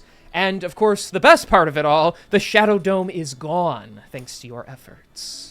I thought it added to the I wish I atmosphere. could have seen that. Hey, can we go bring it back up again real quick, just so Rowan can see it? You gotta plug it back in. It's disconnected right You now. gotta plug it back in. You do Oh get, yeah, we disconnected the circle. You do get, Warren, a rumbling in your pocket, which, like, you hear, like... What the oh, it's... Oh, my sending stone! And then Warren's gonna pull it out, like... Hello? Huh? Warren! Is that you? It is Gren! Please tell me you can hear me. No, I spoke to you because I thought it would be funny. Yes, I can hear you, Gren. Long, dramatic pause. Alright, yep, that's you, alright. Good. At least you're identifiable by your sarcasm. Anyways, I've been trying to reach you all for days. I was worried we'd never hear from you again. It's been days? Fuck, it felt like, what, a couple of hours? Oh, did I not forget to mention, time in the Shadowfell goes much longer than it does, or much quicker than it does here on the material plane. It has probably been a couple of weeks, so 20 days or so you've been away for. Does that mean I get rid of 20 levels of exhaustion? No, because you didn't long rest. Yeah, no. Fuck, that's, okay, 20 days is an awfully long fucking time, could be worse. Has anything... Well, I'm seeing improvement around the city. What else has happened since we've been gone? Well, we have done some of our finest research here, and we have made a few determinations that it seems whatever the curse is that was afflicting this city has been pulled under wraps, but it is not completely destroyed. I have had most of the town guard, along with some of the other individuals you have seen battle and even fought along with in the tournament. They have rounded up most of the were-creatures and slaughtered them. We have been able to prevent other soldiers from falling under the influence, which is good. And yes, we've begun repairing and trying to restore some of the positive energy around here, but from what we can best assume, the crown is still corrupted, and until it is not anymore, we will not be fully rid of the curse. But we're still not sure who's behind all of this. Alright, well, that's... cool. Yeah, I don't know who could have possibly corrupted the crown. We'll figure that out, because... What, the king died to the hands of... like, the fucking evil version of the queen, like his dead wife, and then, you know, the crown just popped up again and was given to the princess. Like, you know, we've got a lot to figure out ourselves, okay? If I may, I do have a bit of information that could perhaps be useful to you. Okay, well, feel free to speak up. Can that sending stone even hear me from over here? I'm gonna assume not. He didn't respond. All right, I'm gonna move over closer to him and be like, "It's Gren." I don't know who that is, but okay. I can hear you now, dickhead! On the other side of the sending stone. Very good. I have had my fellow loyal Golden Masks exploring and listening in on your little city. I know much of what is going on around here, and through my own beliefs, I have a strong feeling that King Waldron and his quest to the Fey Realm has something to do with the curse, and it is crucial to understanding his time there. I myself have not been able to visit the Fey Realm as it is blocked by the Matrons of Malice. I do not know who they are, simply the name that they are the ones influence a lot in the Fey Realm currently. I don't know what their scheme is, but I'm trying to be a threat to their web of power, because I don't like people telling me where I can and can't go. I know of a man by the name of Master Aedan, as he is the only one still alive from those who accompanied King Waldron to the Fey Realm. Isn't that correct, Gren? You are the one in charge. And you hear him pick up, yes, he's, after everything that's happened, and with my father gone. Oh, your father, this is getting more interesting. It is, yes, the Master, he is the Archmage. He is the only one who would have any idea of events of that going on. But what does that have to do with the curse? I said I know not. But getting his attention and his probable information is probably our next step moving forward. All right. Well, I guess we'll keep an eye out for him, I guess. Didn't he go missing a while back? Or am I thinking of someone else? Wasn't there like some kind of fucking tower that he was meant to be in, but it just kind of... Oh, you're correct. It is the Arcane Tower. It is supposed to be the most magical place here, and he is the overseer of it. And a couple months ago, it just teleported out of existence, practically. It's happened to, believe it or not, it has happened to do this a couple of times before, but it usually comes back within a few hours. This is for so long now, and... when you are ready, meet me at the site on the Arcane Tower. It is on any public map around here. Perhaps we can try and bring it back. All right. Yeah, you know what? We'll be there as quickly as we can, okay? Very good. It's good to know you're all back and helping us yet again.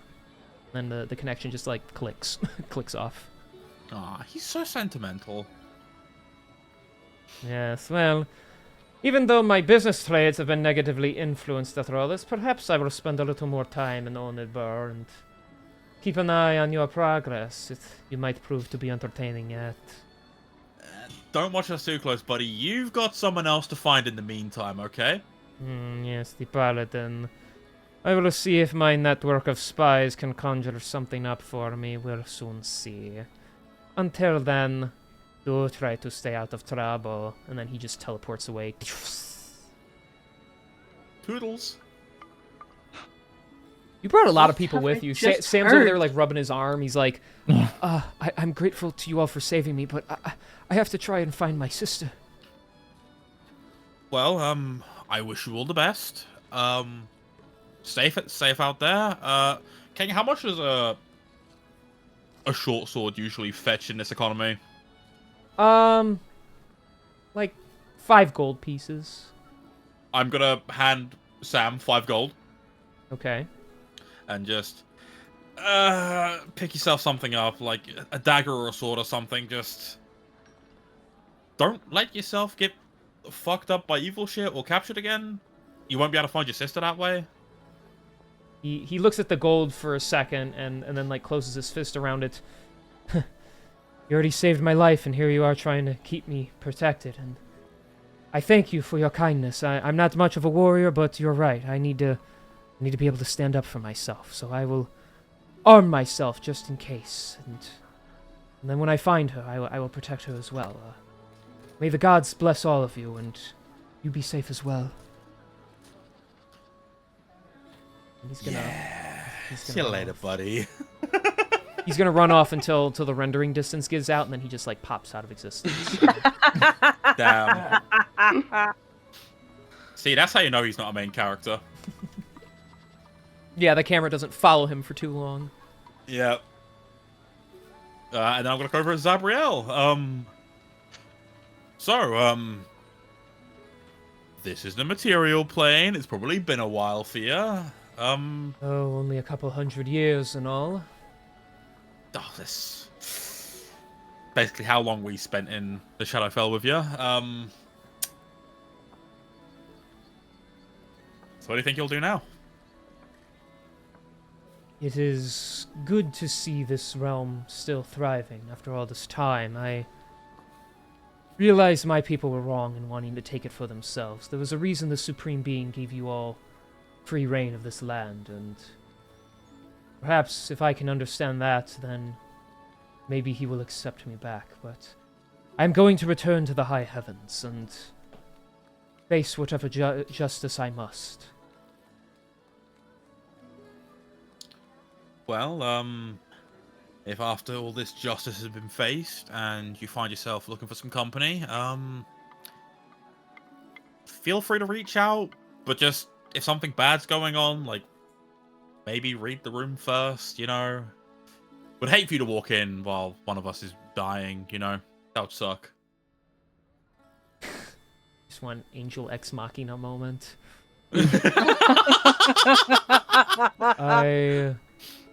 I'm honestly flattered mortals would want someone like me around them after all circumstances, but I accept said invitation. If my light is not snuffed out for my transgressions, then perhaps I can become an ally of mortal life rather than an enemy of it. Until then, I wish you all the best of luck in your endeavors, and may you find peaceful new beginnings on the horizon. And his large white wings seem to glow with newfound life and purpose as they stretch out, and he, just with one swoop of them, shoots back into the air and is gone. The entire city's like, what the fuck? Yeah, someone's like, it's a bird! No, you idiot! That was some kind of horrific creature. Like... Warren is like shielding his eyes from the sun as he watches Sabriel fly away. And he just mutters to himself loud enough to let the others hear. He's like, he's gonna have a fucking killer redemption arc if he survives this. Stop breaking the fourth wall! Look, he went from bad. If he wants to be good, then that's still a redemption arc. Don't need to break the fourth wall for that. Anywho, so now it's the four of you and a dead body, so... Oh shit, yeah, we got him. There's like a kid walking down. Mommy, look, it's a... the kid like runs around the corner and she's like, come back, Damien! And she like runs after him.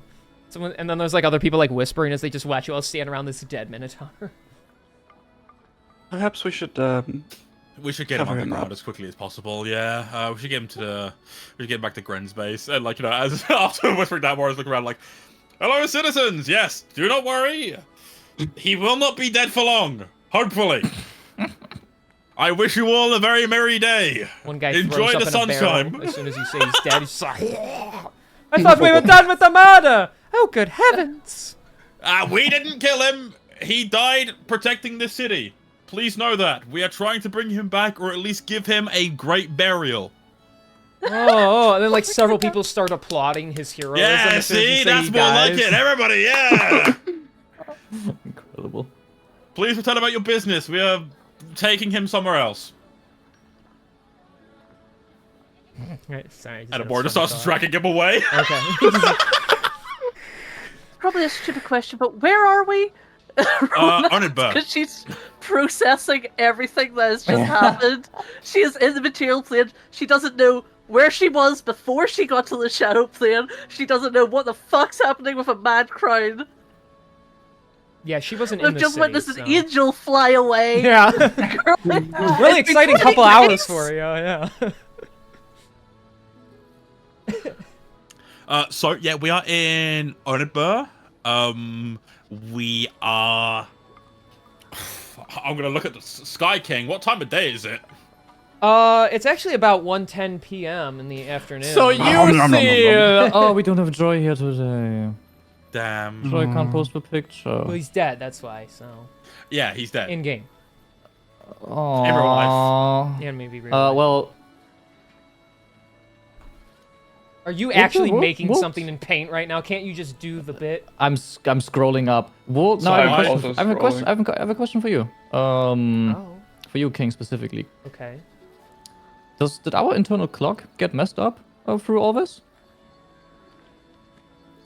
Not necessarily. For you, it's only been like the day. It's just that's how fast time went like without you. So where you existed here, you still felt time moving at the normal pace. It's just when you come back, it's like that time just went really fast without you. Gotcha. Everyone Okay, well, in found that case. Wait, is it only posted? Yep. It's been Okay, posted cool. twice. Holy bingo. Yeah, that's crazy. You're double hungry now. Well, believe it or not, Lyra's like, I gotta make up for 20 days. since it is 1:10 p.m., Lyra will. So do I have rations in my backpack? Let's make this lore accurate. Yes. You'll see Lyra rummage through her backpack a little bit before she pulls out. What are we pulling out today? We are pulling out an unpeeled potato, and you can see her bite into the unpeeled potato and eat it. Please tell me that was cooked at least. It didn't really look cooked. Oh, Lyra, be this is munching. bad for your stomach. No, sir. It keeps me working throughout the entire day. A raw potato. She's got a really interesting way of handling meals, okay? She's a really unique kid. It's, you know, probably gifted in some aspects, you know?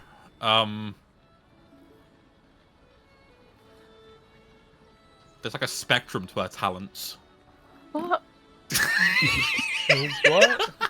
Oh, Lyra. You just said that she looks to Warren like, that's her father? That's the person looking after her? That's so funny. Look, you save the judgment for later. If you want to know important lore, you can ask about it, okay? If you have questions, feel free to spring them. I have many, but we're currently transporting the body of your friend. Yes, and it's going to take a while to drag the body into the sewers to a secret base that we know of, okay? Okay. Expanding the lore. Oh, good. What's your relationship with this woman? This is my daughter, but not by blood. I gathered that much. It's the fangs, isn't it? Yeah. Me, I've got pearly whites. She's got pointy whites. And you said you were killed and brought back, and now you travel with your daughter and fight against otherworldly horrors. We didn't start off looking for worldly horrors. We originally sought out to track down the bandit gang that we traveled with for ages, to mercilessly execute all of them, to then save my wife, who was taken when I was murdered. Adventurers, oh my gods! I swear they all have tragic backstories or something.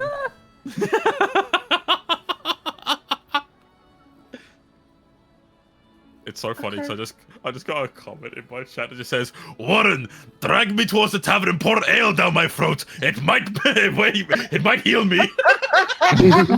Gradius' spirit trying to get drunk. Fuck yeah, buddy. It's so funny. I love that.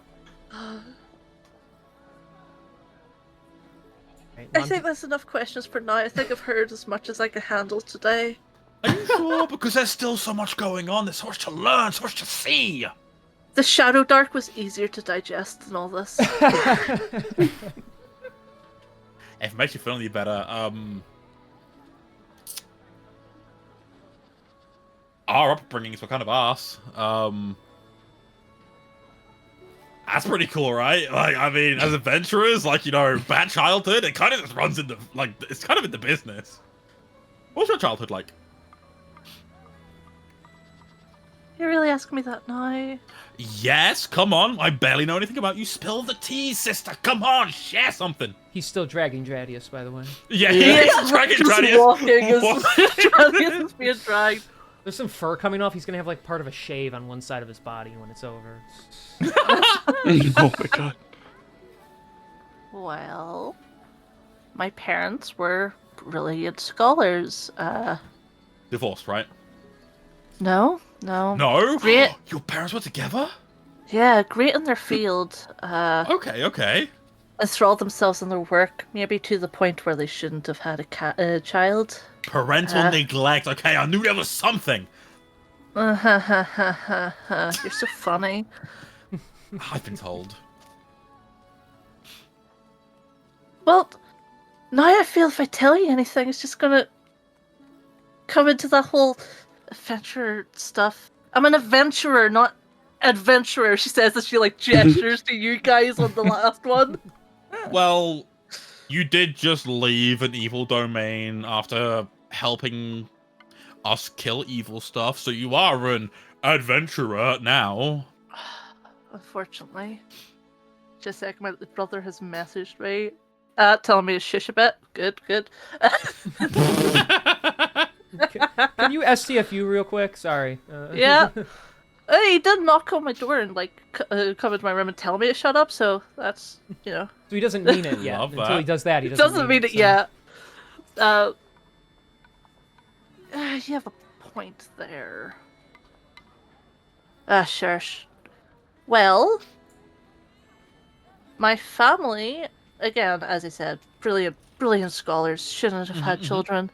They spent every last piece of gold we ever had on their scrolls, their books, their research. Who in their right mind? Well, almost skin and bones will give the last piece of gold they have for some rare book rather than some bread for their family. Who does that? I'm gonna say weirdos. Yeah, weirdos. Protheus is just gonna like scratch his neck. King, my passive insight doesn't pick up on the fact that he's a weirdo. You pick up the fact that he thinks other people might think he's a weirdo. Yeah. I do. Why did you not look for your own food, sir? She just looks to Lyra, goes to open her mouth for a second, stops, and then goes, nope, never mind. I was a child. Eventually, I was able to start working and try and earn some money, but enough to also look after my parents. The child mentality doesn't really compute with this one. Like, Yeah, I I'm gathered talking- as much, but...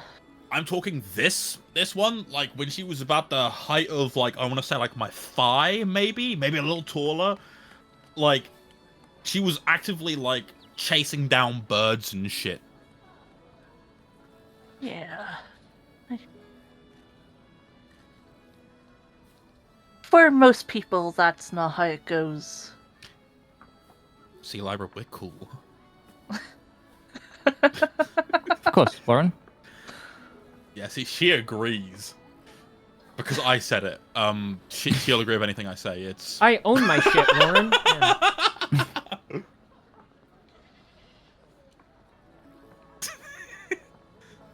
Well, What did your parents study, sir? ooh, good question. Similar to me, well, they're more anthropology than archaeology. They preferred the written text over the physical, tangible work. But because of that, it meant our house was filled to the brim with scrolls and parchments just sitting everywhere. Do you know where your parents are, sir? My mother, well, she's insert somewhere in the world I haven't figured out yet.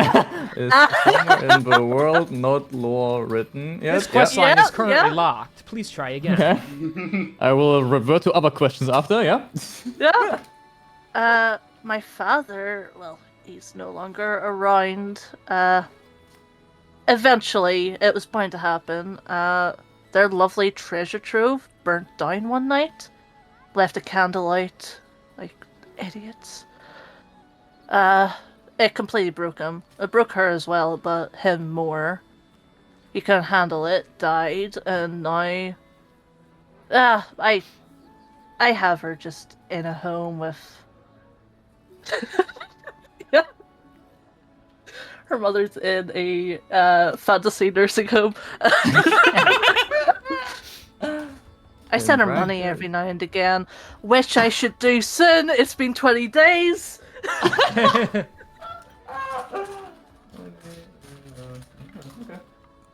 Well, glad to know we've both had tragedy by fire. That's pretty cool. We can connect on that. But I am sorry to hear about your childhood and your parents being kind of dick. Yeah. You don't come across the happy stories often, do you? There's always something going on in everyone's lives, you know. No one's always got it figured out. But stick around with us, and you know, this one being the exception, worse is he's still dragging Dradius. Apart from this one, who unfortunately met his end, like, you know, I think that you'll eventually grow into yourself a bit more, and you know, figure your life out and really like find that greatness yourself. Oh, I know my greatness. It's finding artifacts and... I'm being nice. I'm offering future and emotional growth and progression. It's not great on you.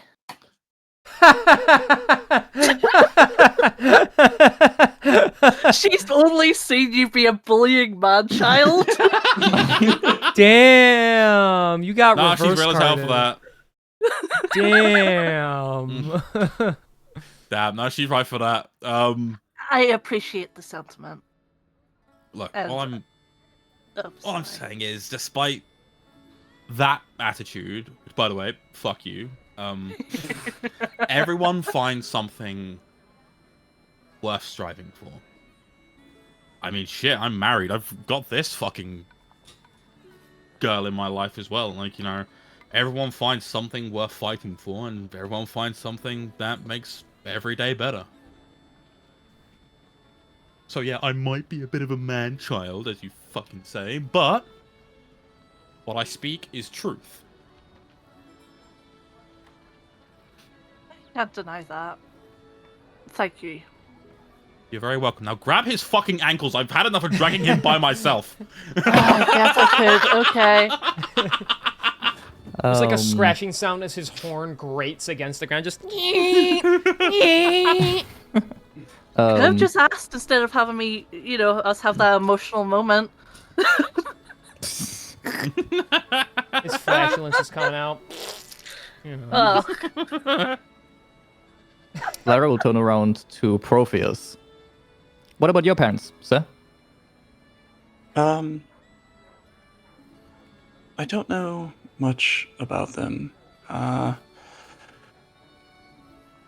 was separated from my people and just trying to learn about them and everything else there is to know about the world. Why, sir? Why? Why I'm trying to learn about the world? Correct, sir.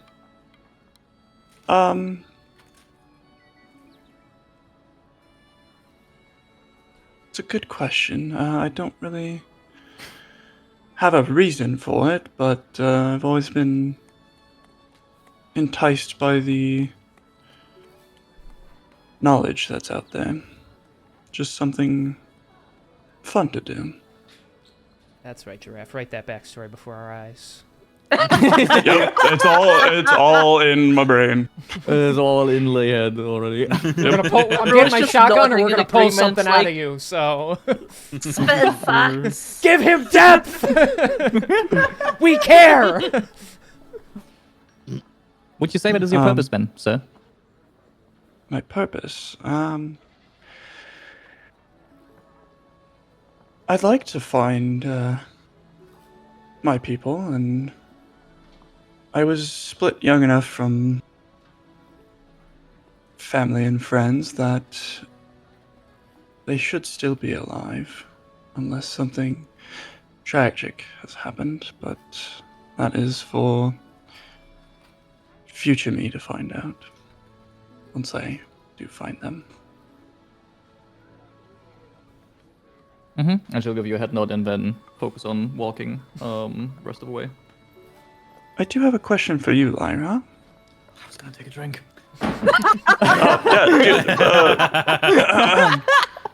No, it's all fine. It's called a dialogue exchange. So It is, yes. Yes, Do you have anything fun you like to do?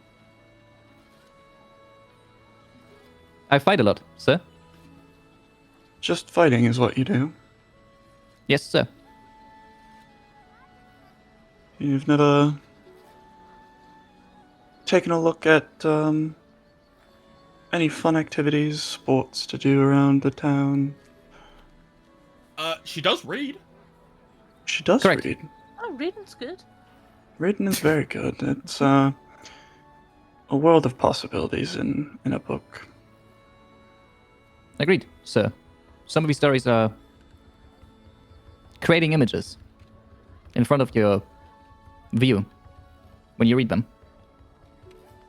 Indeed. They hold knowledge, past experiences of others, and most of all, a way to relax. You read a lot, sir, right?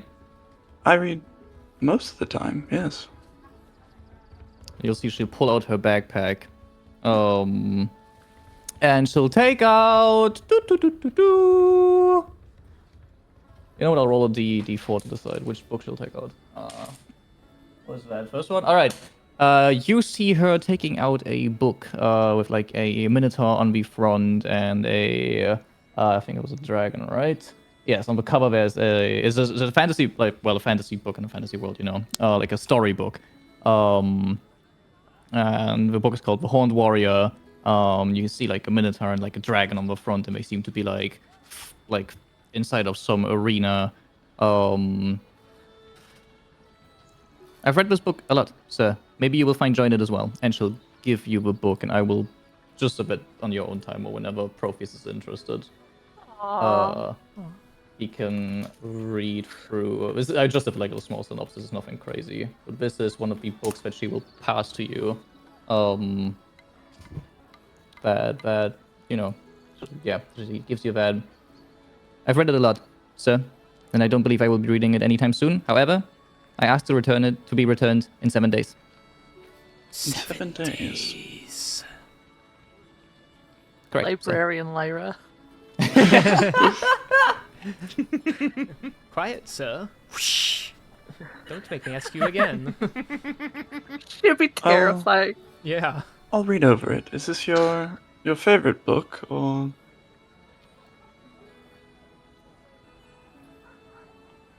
No, sir.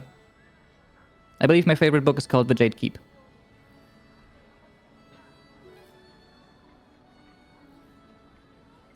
Oh, that's a good one. King, do I know anything on said book? Well, you're typically more of a buff on books that like inform and educate, and Lyra definitely prefers, not that she can't read books like that, but she definitely prefers like storybooks and stuff. So I don't think you'd have much knowledge on this one. I just know that it's a storybook. Yes. Okay. And it's held in like high regard, but with other like scholars and stuff, they say it's a very entertaining read, but you've always been like, I want to learn, you know? So. Not that you can't appreciate it, but just like, you know, in your younger years, it was all about Fair enough. learning, so.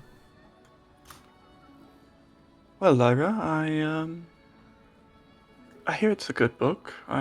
Haven't read it myself, but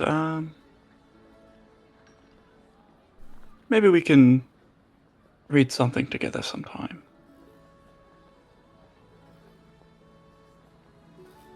Warren, Yo, what's up, kid? Protheus requests to read a book together at some point.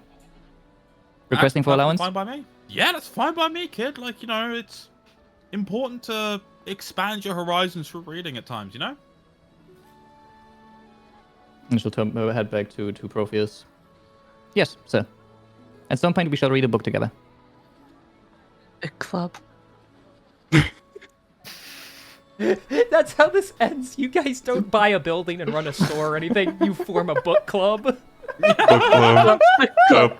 Okay, on today's agenda, I hope everybody, I know it's a hard one, but I hope everybody read Very Hungry Tarrasque. Why do we let him run it this week? You know? If this is canon in the future, and Protheus is there, it's just ashes in his hand. No! Maybe last week I wouldn't read it. It's okay, you're just not smart enough to comprehend the book. What am I talking about? He's dead, he won't be there. Yeah. Insane. Insane. Anyways,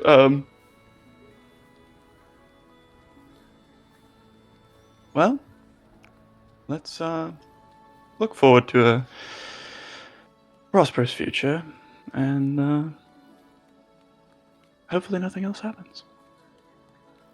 Well, now you've said it. Thanks for Cough, keying me cough. up like that. Chinks, Tosh Horn. You head nod and look on the road, and Lyra's ready to continue with the story. Yes, sir. Everybody's ready to continue the story. That was a nice little bonding moment there. Good job, everyone. Good job, good job. Yeah, see, if you give us these things, we can make them happen. I do give you these things. I've been setting you up for it, and then you guys get in I know, situations where you're all threatening to kill one making another. it- So I'm taking 3 it years over that you. I've never gone to encounter this. Protheus is gonna shoot Warren just nasty looks constantly. Fair. Warren is gonna look at Protheus and be like, "It's only reading, keep it in your pants. I know where you lay your head at night. I'll fucking get you, bitch." Warren is so desperate to find a new Theron, he's trying to turn Protheus into it. So Yep. I miss my brooding bastard. now you just have to. I miss Batman. Now you just yeah, you're the Joker and you need your Batman. You have to settle for the pretentious, educated one now. Oh, fuck Tim Drake. I hate this guy. Everyone's willfully ignoring them.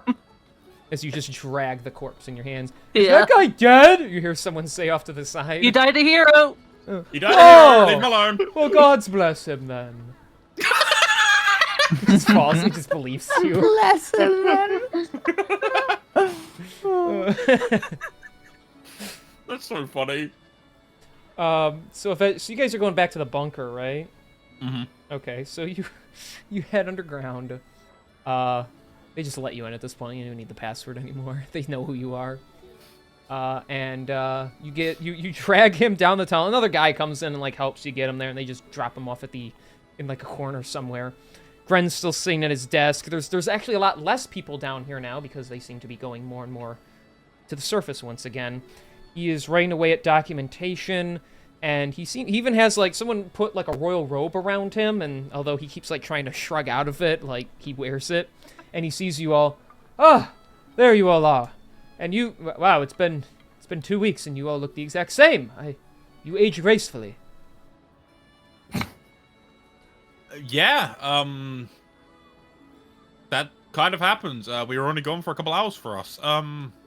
Wait, what happened to him? So have you ever seen a minotaur with his throat slit? Oh, I think for the mummy. I see your travels were not all that prosperous then? I mean, shit, there's no evil dome over the city now, so I mean, it's got to be prosperous in some way, right? Oh, of course, and you have my complete gratitude for once again freeing the city from the shackles of whoever's trying to take it from us. But your companion, it was truly unfortunate to lose such a noble hero. Oh no. Yeah. What's gonna happen when he finds... Oh dear. Hey guys, I really missed you. Oh I was really excited because I was left all alone by myself. But you know what, Gren here, he was okay. You know, he said I was this term. It's called Noying. And I think it's my new title. I don't know. I'm going to stick with the Grey Lord, but I like that one too. It's going to be my suffix. So, really, I was just hoping, you know, if you guys want some ale to celebrate, I see the dome is gone. Oh, look, Dradius is sleeping. And he runs over to him and, like, nudges him. Okay, Dradius, we're going to drink now. Time to wake up. Dradius. Dradius, come out. Guys, why is he so sleepy? Did you get beat up or something? Oh, wait. He smells really hurt. And he, like, climbs on top of him. Dradius! Dradius, wake up! Man. Dradius! No! No. Why isn't he waking up? Get Warren, make him wake up! Look, I'm doing? I sorry, should do sad man. music.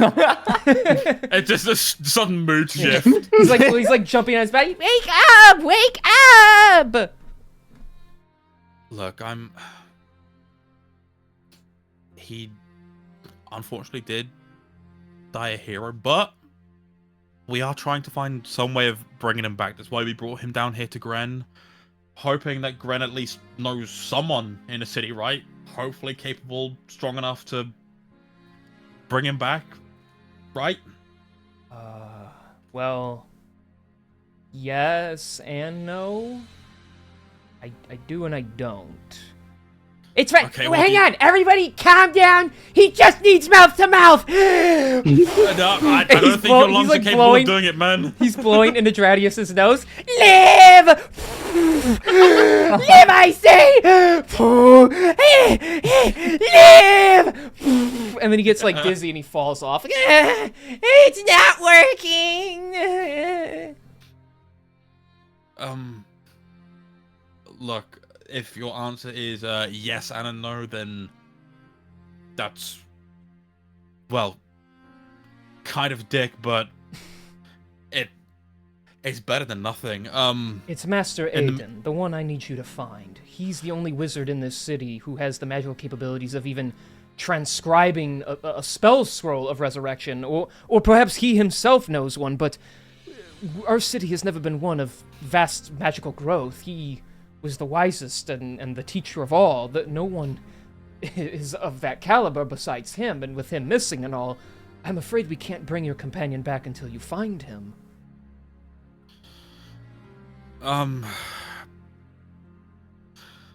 Okay, No! You bring him back now, or I'm gonna start biting ankles! I swear to the gods! He's trying to knock over a beer bottle to like shatter it and use it like a shiv right now. Come on! Damn it! It's just rolling! Protheus, help me break this! And he's like rolling on it. Can we teach him? There's no need for violence right now. We will do our best to bring him back. He was a good companion. You promise? No one else wants to get drunk with me all the time. Protheus will, like... Is he on a table or is he just on the ground? He's just on the ground right now. Protheus is Up gonna against the wall. crouch down next to him. It'll be okay, bud. Even though people pass, their hearts,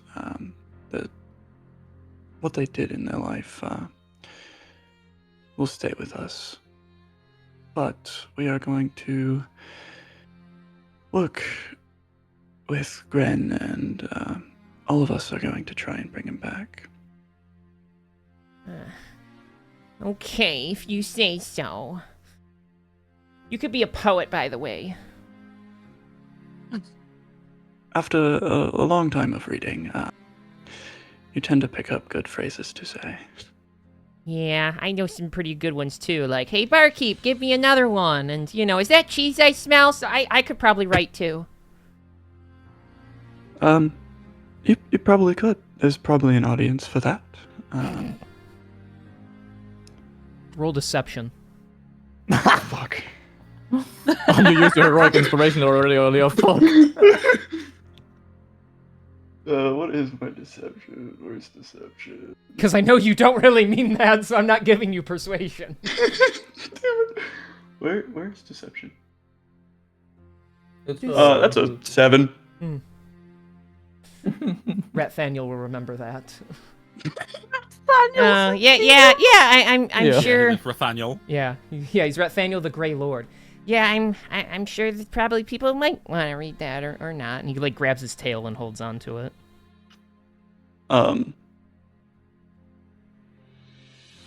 Well, instead of standing around, let's work on getting him back. Okay, I'm gonna go pregame. And he runs over to the bar. You know, I respect that energy. Gren. As we are unfortunately still tourists within this fucking city, let's be real. Do you have any idea where we could find a jewelry shop or something? Something with a bit of value behind it. Oh, of course, yes. It'll be in the inner city, of course. That is where all the royals live, but that's where they get their nice furnishings and such. And, but yes, there is one. The Star Bright Jewelry. Yes, it's just on the other side of the river, actually. They have all sorts of gems there, usually for bedazzling purposes, and I know that's not what you're going to use it for, but you can buy and sell all types of valuable gems from them. Alright, well, we'll go pick up something today, and I'll see what I can do, tomorrow then. Just, when you go shopping there, do be cautious. It is owned by the Caramosa family, and they're, well, a bit full of themselves, so any sense of, insult to them will make them raise the prices. So, I know you're not one for sounds about right. I know you're not one for kissing ass and all, but for the sake of, getting yourself a good deal, maybe just lie through your teeth. Now that I can do. I know you well enough for that. Not the anti-Kieran policy shop, no, genuinely. It fucking sucks, dude. I can't be rude. Anti-Kieran policy. No shirt, no shoes, don't be a dick, no service. Yeah, it sucks. Man. You know, we're heading to the site of the Mage's Tower today anyway, but I'll head up there before we go there. Okay, I'm still trying to research. That's actually what a lot of those papers are. If I'm going to be taking over this city, I need to understand all the inner workings, and Rico has been very helpful. He knew Master Aiden well. He'll be there at the site of the tower where it should be once you arrive, and he can probably give you a little more insight to things. Alright, well then shit, if you need anything, do not hesitate to reach out. We will see what we can do to help out if we need to, okay? Of course. Actually, before you go, and he holds out his hand, may I see the sending stone? Yeah, of course, and I'm gonna hand him my sending stone. He's going to take it and pocket it, and from his cloak, he's going to pull out 2 different ones, and he's going to hand you one. Instead of it being like a beige color, this one is like a burgundy color, and the images on it, like the hole and everything, it looks almost like a tiki face. It's a bit larger and a bit like more fancy as he hands that to you. This one has been magically infused and upgraded. Currently, it is only connected to mine, but if you can find other people who have one similar to it, you can actually add them to the magical connection of it and converse with them as well. Yes, he gave you a magical cell phone. Yeah. I am so yeah. delighted to hear this. And no, you can't play any games on it. I keep getting asked that for some reason. You got games on your phone? Now, keep in mind, Warren doesn't say this out loud, but he's looking at this red, shapely stone. Is kind of looks like an apple.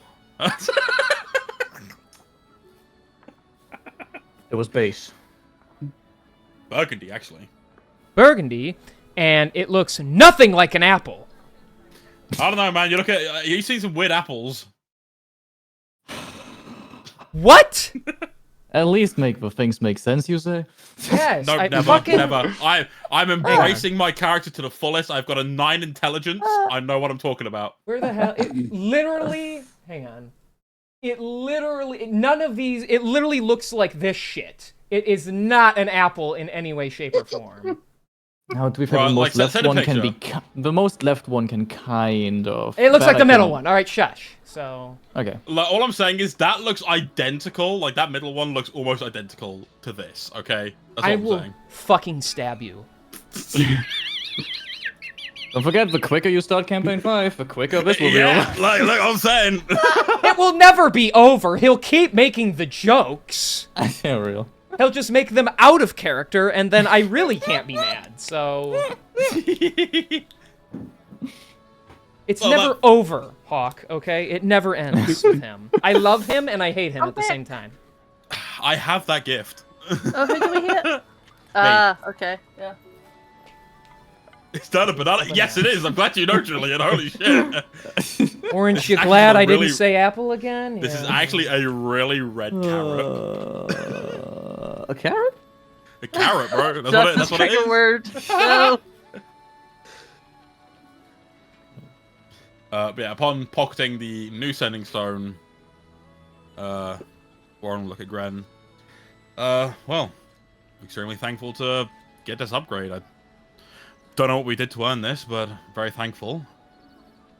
You literally allowed us to leave this city. I don't know, like, anything It's the more least we deserving could than do, something. considering the fact that we caused civil unrest with 3 murders. Correct, What? but the source of that has now been dealt with. Gren looks over, yes, but at least in the meantime, people will be happy. Actually, do you mind if we parade his corpse around for a little bit? That might get the unrest completely resolved. We are not desecrating a corpse. I didn't say desecration. We're not going to let anyone do anything to it. You know what? It's fine. It's probably for the best we don't. I'm still. You know, trying it's to really think. funny that Warren's against desecrating corpses. I but know. it's- Like, I feel like you'd be so the most many in times. favor of that. Like, yeah, let's teach Radius a lesson. You know. You're against desecrating corpses? You know what? Put some sunshades on him and then parade him around on like a boogie board or something. You'll be fine then. Mhm. Boogie board. It's like a bit of wood, but it's like half the size of like. You ever seen like those people in like those beach areas that like they for some weird reason like hit like waves on like bits of like wood and like they shape like a board? I'm afraid Yeah, not. some coastal towns do that. Well, half that. I'm afraid I don't know what you're talking about. Until I found out I was the king's bastard son, I've lived quite poor. So. You are? You should. Oh yeah, he's yeah. Oh, my Bastard child. He bows to you. My lady, a pleasure to make your acquaintance. I am Gren, Elzenar, I suppose, and I am the illegitimate son of the previous king, and perhaps soon to be the new king. I'm. Oh? At least you can say I can relate to the poor people, so things will be better for them, I hope. Pleasure to meet you. I'm Rowan. Rowan Holloway. She's just He takes We your, found he clearly takes your ourselves. hand and he, processing everything. he takes your hand and he like gently kisses your knuckle. A fair name for a fair maiden. Are you a new? I don't think you want to do that. My hands are very dirty. Yeah. And I've been face deep in werewolf fur. It's fine, honestly. Oh. What did you Because do? it nearly Werewolf. killed me. It nearly killed me. Yeah. All right. But Not fair. does this mean you'll be associated with the? And he looks at you all because you still don't have a team name with this group. I think so. We founded the Shadowfell. It was pretty cool. Oh my. Yeah. Well, if there's anything me and my people can ever do for you, a friend of theirs is a friend of mine. So just know that Onedburg can be a home to you as well, should you need it to be. Thank you, she says, and she like bows her head slightly. He like kind of chuckles. Still not used to people addressing me that way, but I suppose I must get used to it. Your flattery is due noted, but is there anything else any of you need while you're still here? I guess 5 long directions. 5 long rests sounds great. Yeah. We'll see Rico Tane, and then we'll take our 5 long rests. I'm good. I mean, if you can give us a tunnel that takes us as close as possible to that jewelry shop, that'd be perfect. Of course. And he gestures to the right side. Go down that pathway and then take the left that curves very deeply, and you'll eventually find yourselves coming out of a, what is it again? I believe it's a broom shop, actually, for flying brooms, which is, it's actually just false. They're all, don't listen to the guy who works there. They're all just regular brooms. But we let him keep his charade up for the sake of having the tunnel there. Fair enough. I respect it. That will take you to well, the inner city. And he sits back down. Ugh. Well, enjoy your paperwork. Enjoy the company of our rat some more. And we will. Wait, I'm not coming with again? Look. What the fuck? Look. I really wanted to say that in his voice. Nathaniel, look. We need someone really strong and really capable to make sure that Dradius' body stays nice and safe, okay? At least until we can bring him back. Can you do that for me? Ah, hell yeah! Like, dude, there's already a mug knocked over next to him. Hell have you know, I'm the strongest guy in this group now that he's 6 feet on the ground. So yeah. 6 feet on the ground? Yeah. So yeah. Fine. You know, the worst part is, I think you're playing me, but I like being complimented, so I'll take it. My brave little soldier. Just keep him cold and dry. That sounds like one of those innuendos. That's funny. Nope, that's just how you look after a body. It's does not want our body decaying. I think it's cool that you know that. All right, somebody get me ice. And, like, everybody's just walking around him. Nobody's listening to me. I'll do it myself. And he, like, scrambles away, so. Alright, guys, let's hit the road before he drags us into his shenanigans. The day may come where you get a side quest that is only caused because you have partnered with Ratthaniel. I think that's fine. I look forward to that day. I love that. I love him already. Yeah, you finally get to meet all my wacky characters now. So. We had the same reaction when we first met him. It was just, oh I my god, he's so missed any cute. like segments of stream with him. How did I miss this little guy? I don't know. He's been here for a while. I remember I put him in because it was in my notes. I'm like, yeah, there's gonna be a rat here. He can talk, and I'm like, they're either gonna just like be like whatever, or they're gonna find him adorable. The minute the darkness went away in the room, Hawk goes, oh hey baby. You know, like that. And I'm like, all right, they're gonna keep him, I think. And then they tried to make him a pet. I love him. He literally joined us like 5 sessions ago. Yeah, he's been here a while. And it's fine. At least he's funny, so I don't mind doing the voice. Anyways, as long as it's not too annoying of a voice, so. That's great. Okay.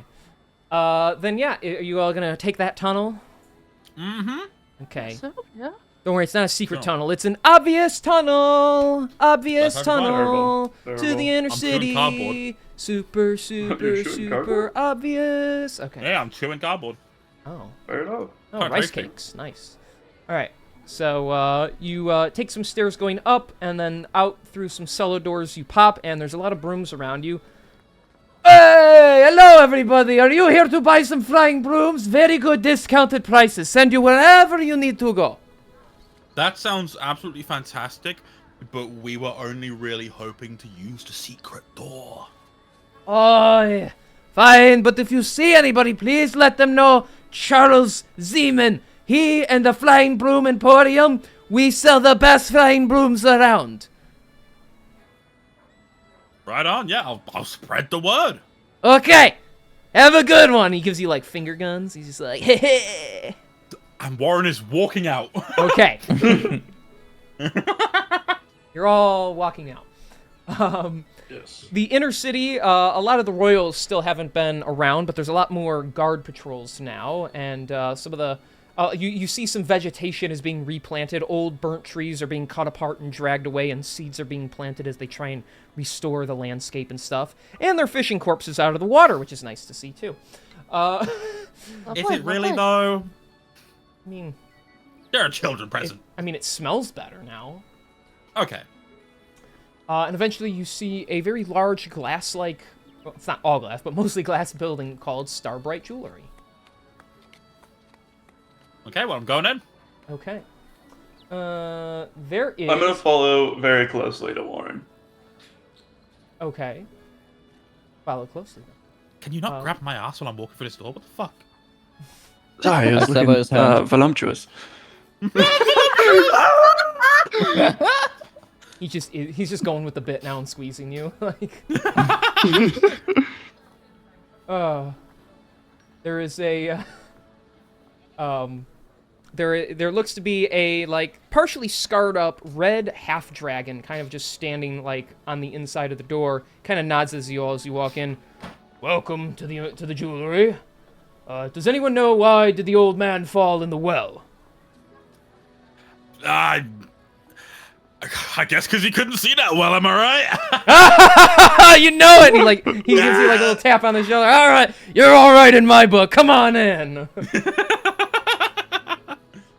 Well, I heard this place was one of the best places to get jewelry, so I wanted to come see what was available. I'm looking for diamonds, if you've got any.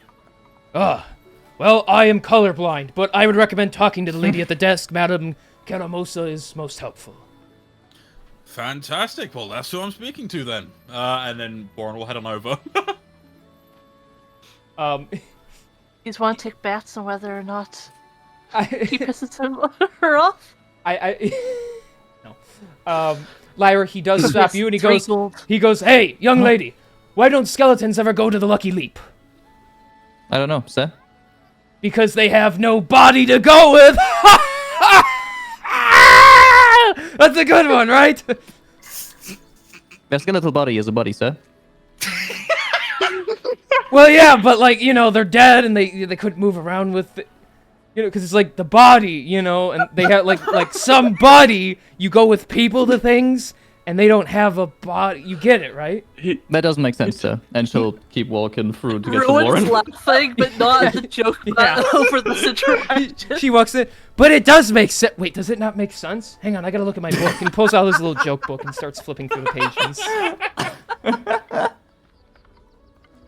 There is a. She takes everything seriously. Don't worry about her.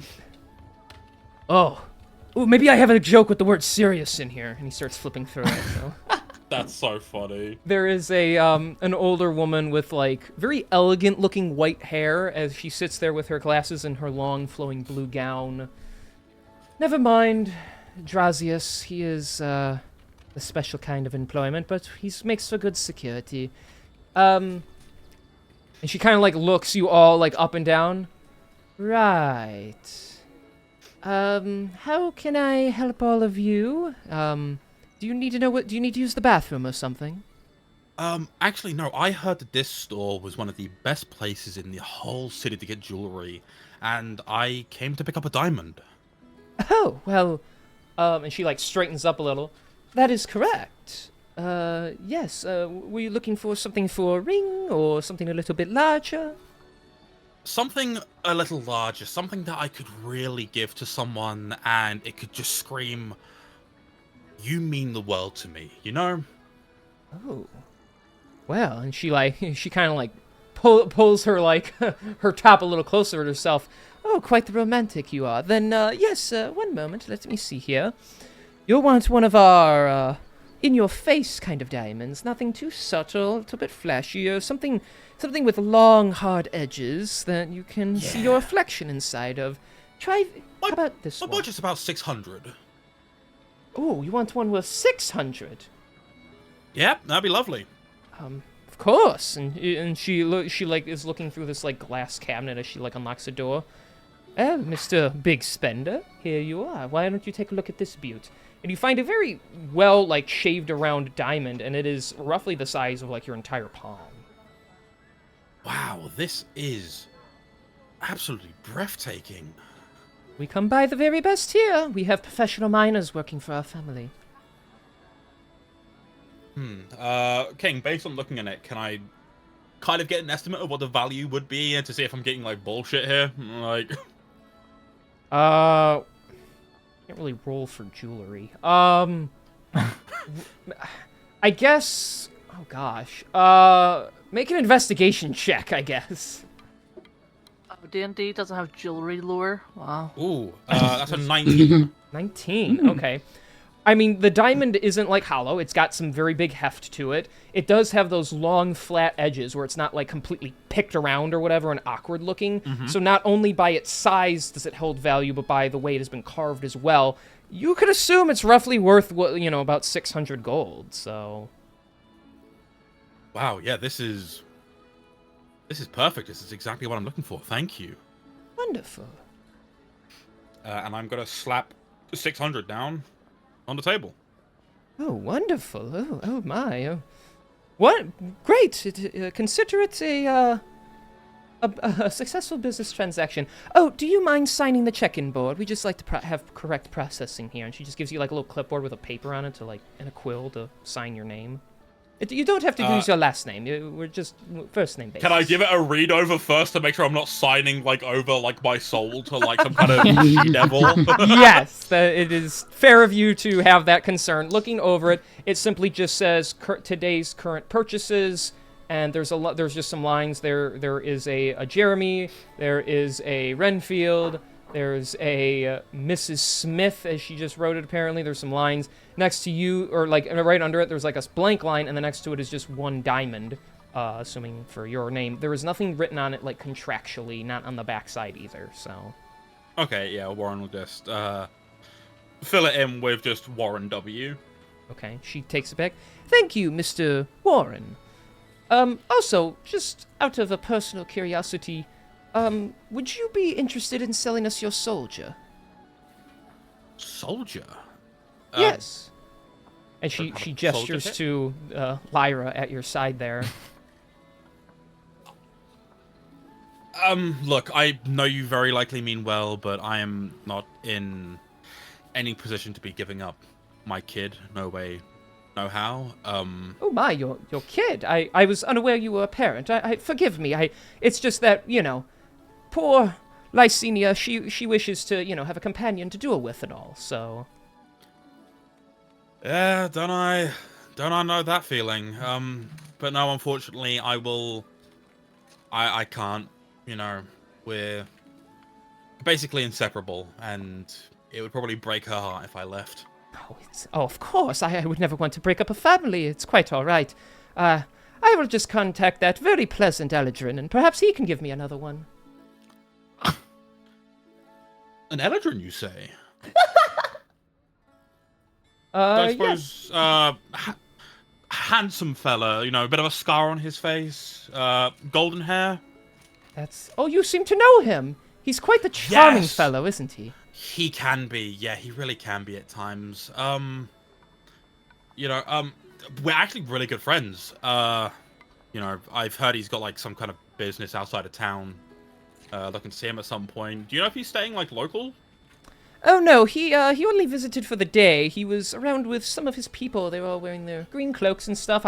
I know he says he's a military man. He trains some very loyal soldiers, he said, and he said he was willing to make some extra cash. He was willing to sell some of his prospects, and we purchased Miss Lysenia, and she's proven to be very good security for us. You must apologize me making an assumption. It's just, he's very good with his yuan tea and all. And yes, he's been trying to make a bit of a business for himself. Of course, it's simply as a security purpose.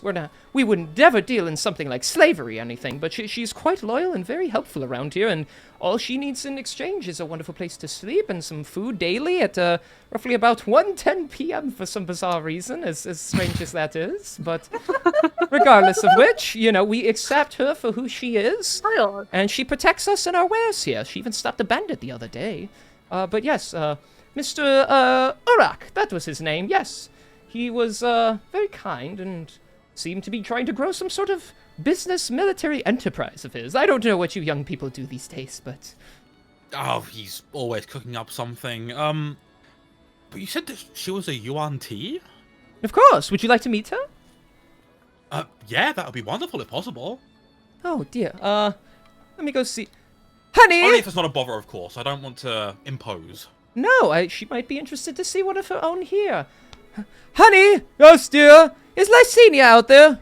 She is. We have her chopping the firewood for tonight. Can you send her in that we have a guest that would like to meet her? Honey, she is in the middle of her duties. You know how she feels about cutting them short. Well, just tell her it's, I hate saying it this way. Tell her it's a direct order. That's how she needs to be told. Warren looks at Lyra with this, you fucking see this shit kind of face. You can Very see well. Lyra's facial expression isn't much changed, but her eyes are a little bit more open, open wider than usual. Yes. So you hear a door click, and out comes a young female Yuan Ti with long white hair, partially brushed in front of her face. You see her pale skin and reddish eye. She almost has like a greenish hue to her long fingernails that are like appear to be claws. And she has 2 daggers at her hilt in her metal-clad armor. Yes, madam. You asked for me? Yes, dear. Lycidia, take a look here. What do you see? I see potential customers? Or are they a threat, madam? No, they are not a threat. They are customers, indeed. They are, but look here. Isn't she like you? And she just looks at you, Lyra, and then looks back. She appears to be a Yuan Ti, madam. Indeed, just like you. That is correct. Okay, I really thought you'd be more excited than this. I am not Oh no, supposed... mine is the exact same. She does not show emotion at all. It's so charming at times though, right? Oh, it's rather adorable, but I do feel bad that they're not experiencing enough of this life. Tell me about it. It's all about our emotional growth. It'll kick in eventually. We can only hope. Yeah, I don't know how many years I have left, but my sons, they treat her like a sister, so hopefully they'll raise her to be more interactive with others. I interact with my blades, madam. Well, I know you do, dear, but, it's not always about killing things. Oh, Warren is again looking directly at Lyra with this, you're hearing this shit kind of expression. You see that Lyra's like teetering to say something, but she's keeping herself composed currently. The other one's just kind of staring at you, too, so... It's just inspecting her. Well, I don't really know what I was hoping for from this interaction, but at least you can say you've met one of your own kind. Warren's gonna give Lyra a little nudge. Just be like, oh, go on, kid, say something. It can't hurt to say hi, right? And then Lyra will look towards Lycemia, is how we pronounce my name, right? Mm-hmm. Okay, cool. And I'm probably wrong. I'm probably right. You probably wrote it wrong. I meant right, my bad. Let me see if I even have the name actually written down. I just remembered that's what she was called. Okay. And I'll let you look before I start. Oh yeah, here we go. There you go. I wrote it with an M. Fuck. No, Mia, not Mia. Yeah. Oh my god, I see. Oh my god. Okay, I'll tell you. You know what? I'll change these later. Lara will look at her, and after a couple of seconds, you know, be captain, sir. She kind of perks up, looks at you. Indeed, sir. You know the captain as well. Yes, sir. I've been training under him for most of my life, sir. As have I. I don't remember seeing you, sir. And she kind of tilts her head at you. I can't say I recognize you either, sir. Or should I... And she turns to her boss. Madam, should I refer to her as madam because she is of the female? You it's can. Watching 2 AI speak. Yeah. You certainly can, dear. Very well. Yes, madam. I do not recognize you either. The captain, he trained me for many years. He found me when I was little and had no purpose, and he gave me a purpose. Madam. How many years, sir? She kind of thinks for a second. Well, madam, it was roughly around 20 or so. Warren, this doesn't make any sense.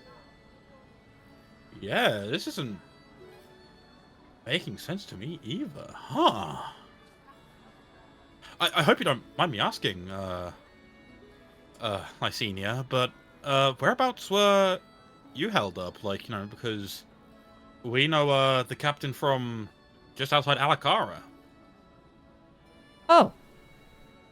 Sir, no, the captain, he was working in Westershen for many years, sir. He was training with the Honor Guard, as he so called them.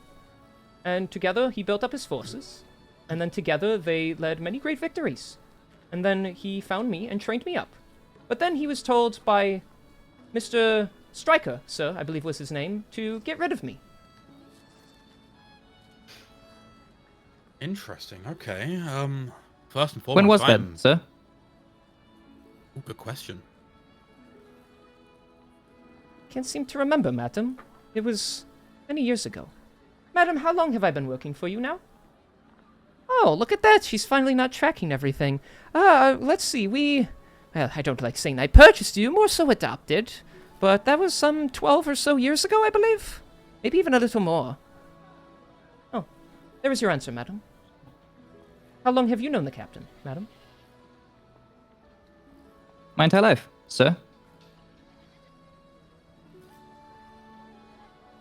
Interesting, madam. She just kind of looks back at her boss, at her owner. Hold on, she said 12 years. Hold on, let me scroll up really quick. I just have to scroll to one certain part here.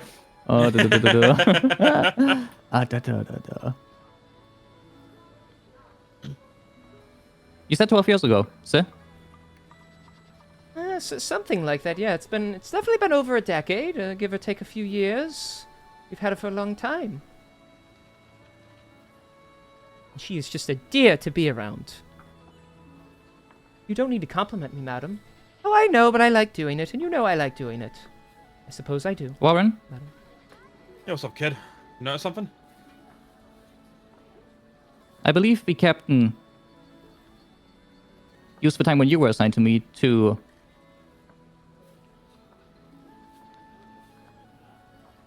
spend with her.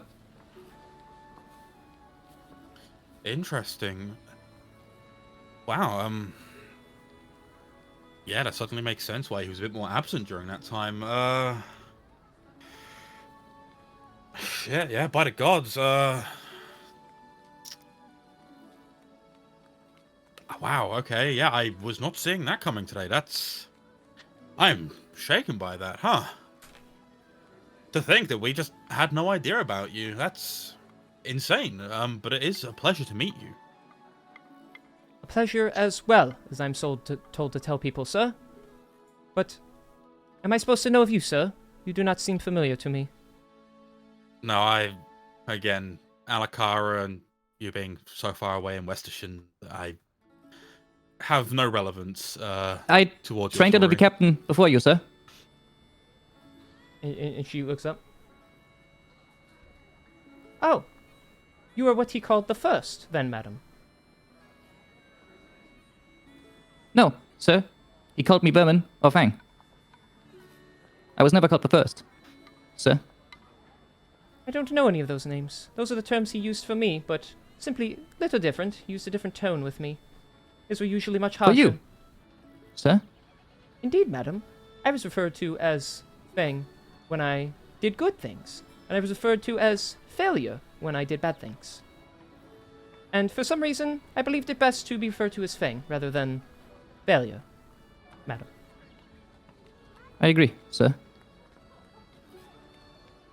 But yes, madam, to answer your question, or your concerns, rather, he referred to a warrior of his as the first, because he's told me I was the second, madam.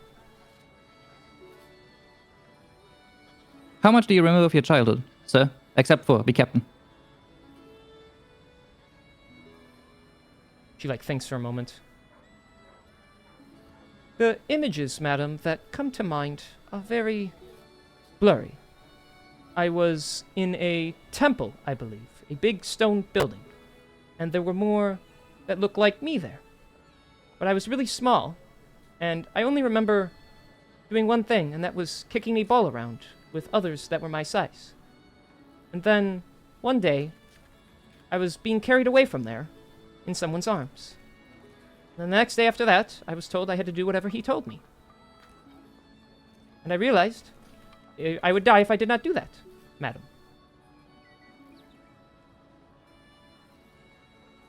So if you have a second, sir, why has he given you away? Except for following Striker's command. sir? Was there another reason? He told me to go on a special mission, madam. He said I was to serve and protect the Caramosa family. And I asked him, how long? And he said, forever. And you, like, finally her brows, like, finally move, and she looks a little, like, as vaguely distraught as possible. I didn't like that my mission would have to be forever, but he told me it had to be. Otherwise, bad things might happen. Madam, that is all I know. So you still work under the captain, sir? Of course, madam. I will do this and follow his orders forever if I must. Even if I can never see him again, madam. Honey, you're a member of this family. Doesn't that mean anything to you? Well, you've been quite nice to me, madam. And I get to eat, and I get to sleep when I need to, and I get to protect you, so I still have my purpose. So you like it here then, right? She just stares at her. What was your training routine like, sir? Well, madam, we would wake up, and we would fight, and we would practice with swords, and with learning to take a hit. We would especially learn how to take a hit when I messed up. But when I would do good, then he would train me with a weapon over and over and over until I got it right. And then I'd have to get it right again and again and again consistently. Otherwise, he would get very mad at me, madam. And then, at the same time every day, I would eat because I need to replenish my energy. And then we would go out on missions, and I would have to kill any and all that the captain ordered me to kill. And then at night, he would tell me when I was supposed to go to sleep and rest up, and I would do so, madam. He's changed the routine, Warren. It is slightly different than mine. Yeah, it is. That is... Huh. That's very odd. What else can you tell us about your time with the captain, if you don't mind me asking? You know, you told us a bit about your training. What else was he like with you? The captain, sir, taught me different kinds of things. He taught me to never trust, except in his orders. For if I were to trust, then the people that I trust in might leave me someday, and that is a bad thing to happen. He also taught me that I should never listen to anyone except his orders, because there are people much meaner than he can be, and they can be much more ruthless. And I told him we should just kill them, and he said that's not possible, which was very confusing, sir. And then sometimes we would sit by the lake, sir, and we would just look, and he told me to look at the environment. And I don't know what he wanted me to see, but I apparently never saw what he wanted me to see, sir. And then when the day came that he had to get rid of me, I asked him why, and he told me it was for a mission. But when he left, he seemed upset and angry, and he said it was because I was a true failure. So I stay here in hopes that he will come back and see that I'm doing a good job, sir. So he discarded you, sir.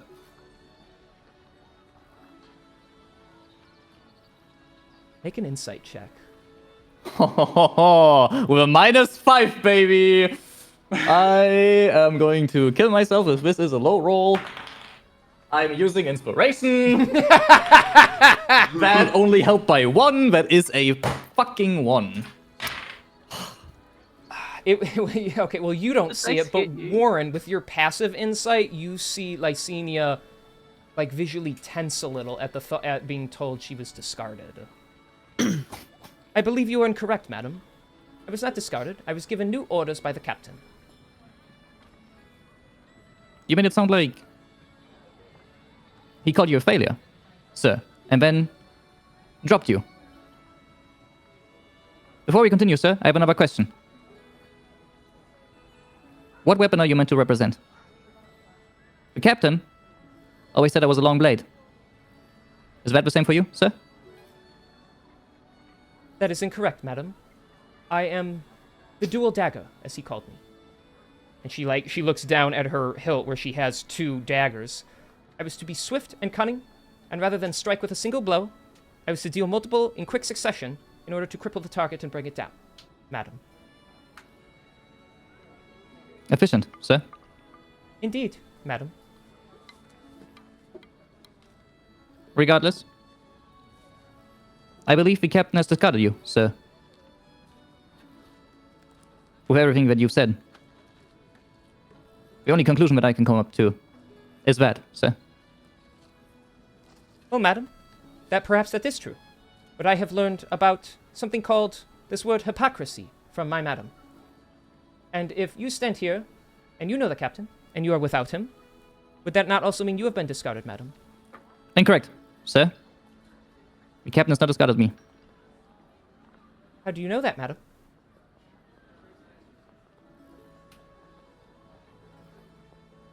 I can't tell you, sir. Well, madam, it seems as though I cannot tell you my true reason for being here without him, and you cannot tell me why you are without him. So perhaps either you are being of the hypocrite and you have also been discarded, or perhaps there is more to this that we should not be questioning, madam. What is he said about the first, sir? Well, madam, the first one he trained, he said, of our kind. The one with the fangs. I did not understand what he meant by that at the time, but I see he just meant of our species, madam. He spoke of the first as a true success, one that did as told, and was valuable at times. But he had concerns over the first, of the blade dulling and becoming weaker, and so he sought out a second, to have a new, refined blade, with new course of action, and instead of one blade, but two. I believe that's why I was called the second, in hopes of creating something better than the first. Mic drop, you know. Most unintentional roast ever. Warren, I'd like to stab her, you know. Warren, Yeah, like- I'll be back, please. I'm going to smack a bitch. Yeah. I guess like Warren could notice that Lyra's human hand, you know, but her left hand, is making some, like, her fingers are making like irregular movements during the entire like conversation. Twitchy. Twitchy. Stimming. I don't believe the captain intended for you to be better, sir. Because quite frankly, I don't think you can, sir. As well as you having, as the captain said, sir, failed, sir. There's a pause, but she does respond. Well, sir, you look quite tough, and if you were trained by the captain, you must be very dangerous in combat, and very successful when you fight people. However, you are missing an eye, and you are missing an arm. You had to replace it, which means you failed at times, and you got hurt, which dulled your blade, madam. I, as you can see, still have all my limbs intact, meaning I have not come across things that I could not beat, madam. And yet, the captain gave you away, sir. And yet, the captain said he needed a replacement for the first, madam.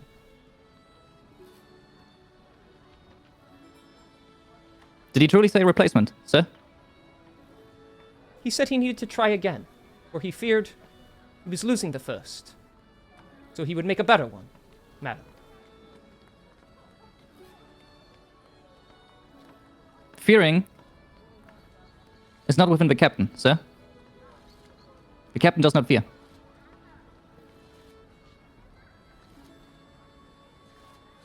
You're incorrect, madam.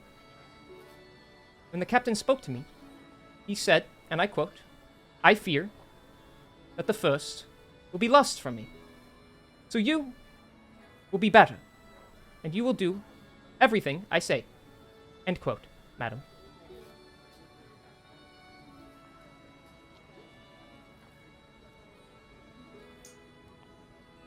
Lara seems to run oddly quiet after that. I win, madam. I'm just kidding.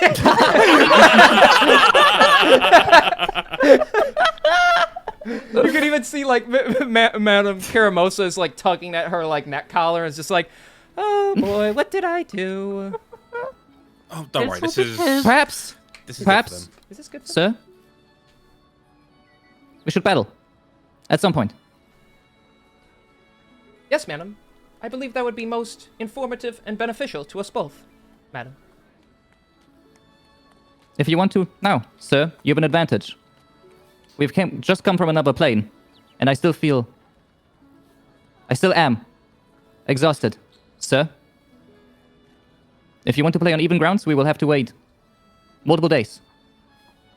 But if you want to take the advantage as you should, we can fight now. Here. In terms of being ordered to kill, madam, I was instructed to always go for weak points and take any advantage I could succeed at. However, madam, in my time away from the captain, I've understood what a fair fight tends to be like. And if you and me are trying to prove which of us is actually better, then it would make more sense for me to fight you at your best. For when I beat you and possibly kill you, I will know there was nothing stopping me. Madam.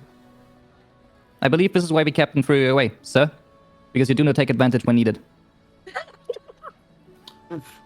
Fucking hell. She grows a little quiet after that. Bro, it's a fucking verbal cat fight and everyone is at fucking level ground. The claws have been drawn. Hands are being thrown. I can see like these spectral forces fighting head in head during this shit, but they have not moved a muscle. It's giving Mean Girls. Yeah. Yeah, no, genuinely. Well, madam, if you are eager to die, I could grant your request now. However, I would much rather beat you when you are at 100%. Because otherwise, your companions might say, then it was not fair. And if I were to beat you in an unfair scenario, then they could always try and claim that the captain was wrong. And I do not wish for the captain to be wrong. I believe the captain was always right, and he was right when he said I am to be better. Madam. The captain was right about all of that, sir. We shall return when I am in a more capable state. And we shall fight, sir. You and I. Yes, we shall, madam. Warren, I'm ready to leave. Okay, yeah, that's great. I hope you enjoy the diamond. Honey, how about you go back out there and you complete the rest of your wood cutting, huh? Yes, madam. And she just, like, moseys on out. She doesn't even walk. You even notice, like, she's been away from the captain so long, she actually walks a little more casually, so... Before she walks away, after, like, the... A final throw? Owner says, to go and, you know, go wood cutting. Do you use 2 blades for wood cutting as well, sir? And she stops and just kind of like turns her head halfway to face you. There is no need, madam. I only need a single swing of the axe to bring down a tree. It would be inefficient to use both blades for that. I keep them pristine for when I am to slay enemies, madam. If you position yourself better, you could use both of your blades, sir. And with that, Lyra will look at Warren, ready to leave. Warren is going to look at the owner shop and be like, yeah, I'm so thankful that you let us shop here. Trust me, this would be beneficial for both of them. Lots of emotional growth, a lot of ground being treaded here. Thank you again for the diamond. Truly, it's one of the best I've seen. Of course. Honey, you may go now. Yes, madam. I'm sorry about all that. That got a little intense, but yes, it's at least nice to know she has a little playmate now. As awkward as that felt. Don't worry. She's great with conversation, especially it seems with someone just like her. But yeah, we'll stop by in a few days. Only if it's okay with you, of course. Like they'll just train and spar for a bit.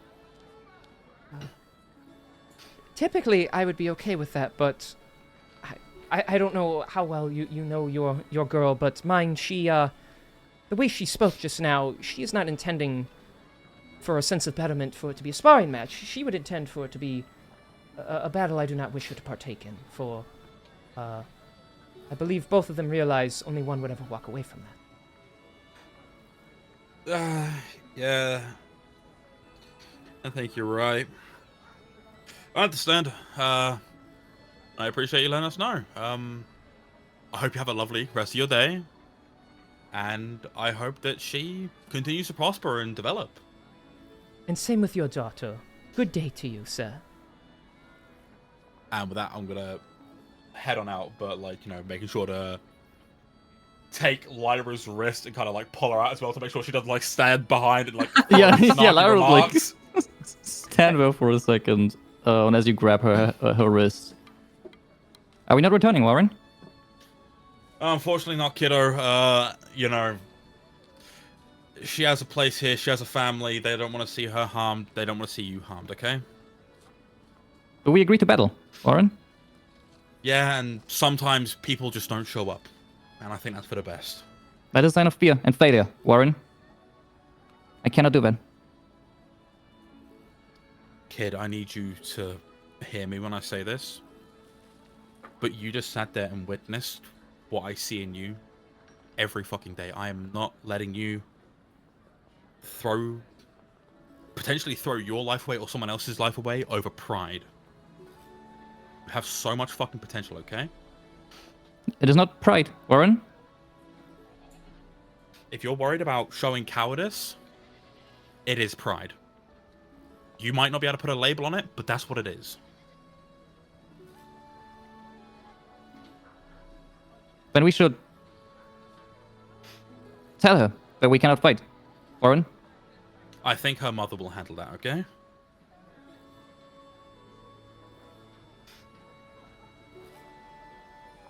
Do you believe what she said is true, Warren? About we kept making a second one?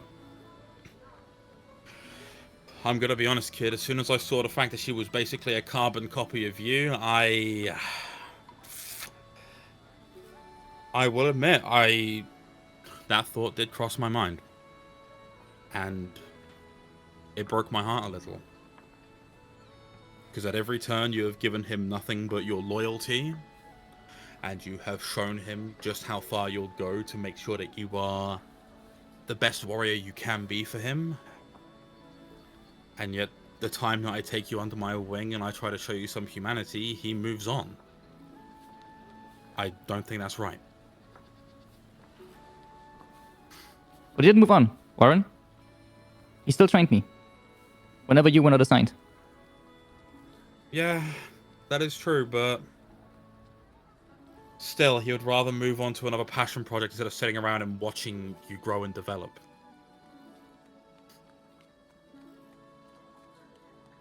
None of this makes sense, Warren. I would like to fight. I know you do, kid, but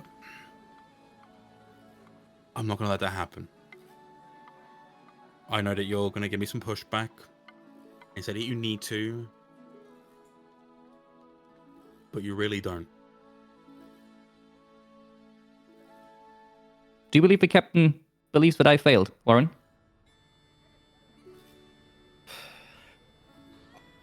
Do you want to know the truth? Yes, Warren. I believe the moment I took you under my wing, he started getting worried. I believe he saw me as a liability and a way of potentially turning you against him or weakening him. Which, don't get me wrong, the turning against him part isn't really difficult. I mean, you hear the way he talks to people, you experience it firsthand. He's a bit of a dick. But my feelings about him aside, I do not have the words for it. I think that he just uses people to get what he wants. And if what he said is true, based on what I've heard and what limited information I have from rumors around camp about him finding you,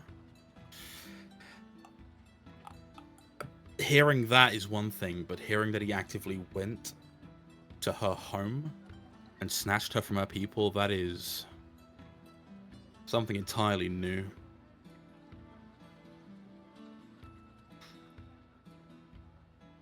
But didn't fully answer my question, Warren. I request that you answer with yes or no. Do you believe the captain thinks that I failed?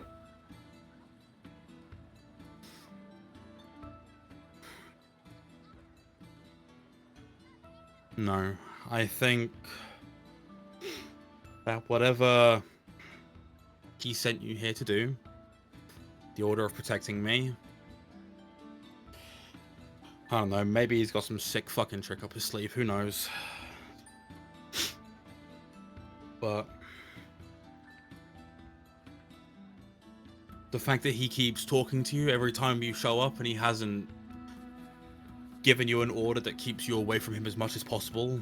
Because, I mean, shit, as long as I'm alive, I'm going to keep hunting him down. And you're aware of that.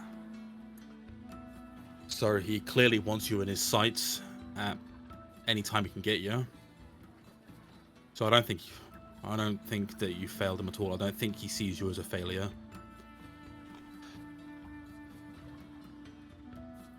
Mm-hmm. And she'll give you a head nod and then fall silent. You're a good kid, Lyra. And I love you a lot. You're gonna be alright, okay? Just promise me that you won't seek her out and fight her. Any frustrations you've got, you can wait to settle your grievances vocally with the captain when the time comes. I will not disobey your orders, Warren. Okay, kid. And with that, I'll, despite the fact that I'm aware that she probably won't hug me back, Warren is gonna give her, a really, really tight hug. Give her a kiss in the head. You can tell that during the entire, or as the encounter went on, ever so slightly, in the way that, only you could notice, or potentially her, fucking bitch.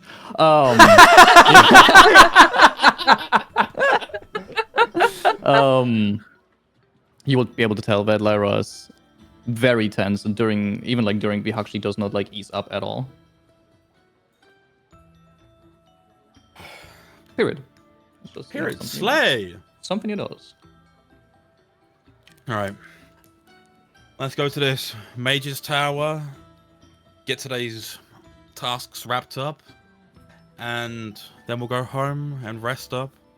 And make sure that you, specifically, get as much rest as you need, okay?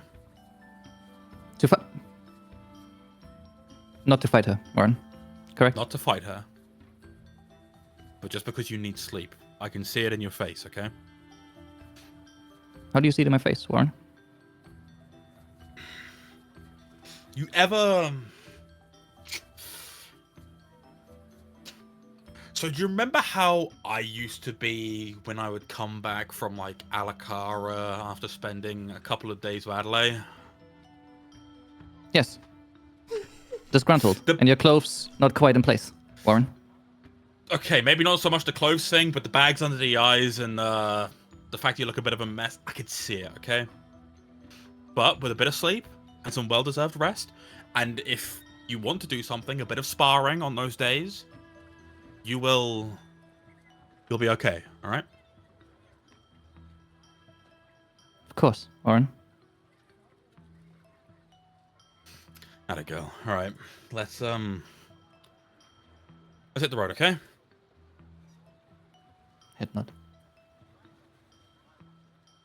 And with that, Warren's gonna start heading towards Mage Tower. Okay. Whew. All right, that was intense. As you guys walk out the door, the guard, he's just a little nervous. As you all walk by, he's like, that was intense. But I hope you all have a good day. And I think my wife is putting glue on my weapons. She denies it, but I'm sticking to my swords.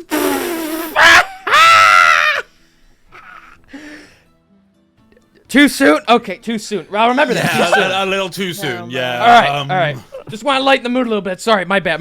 You folks have a good day. Thanks for your business. That joke made more sense than last time, sir.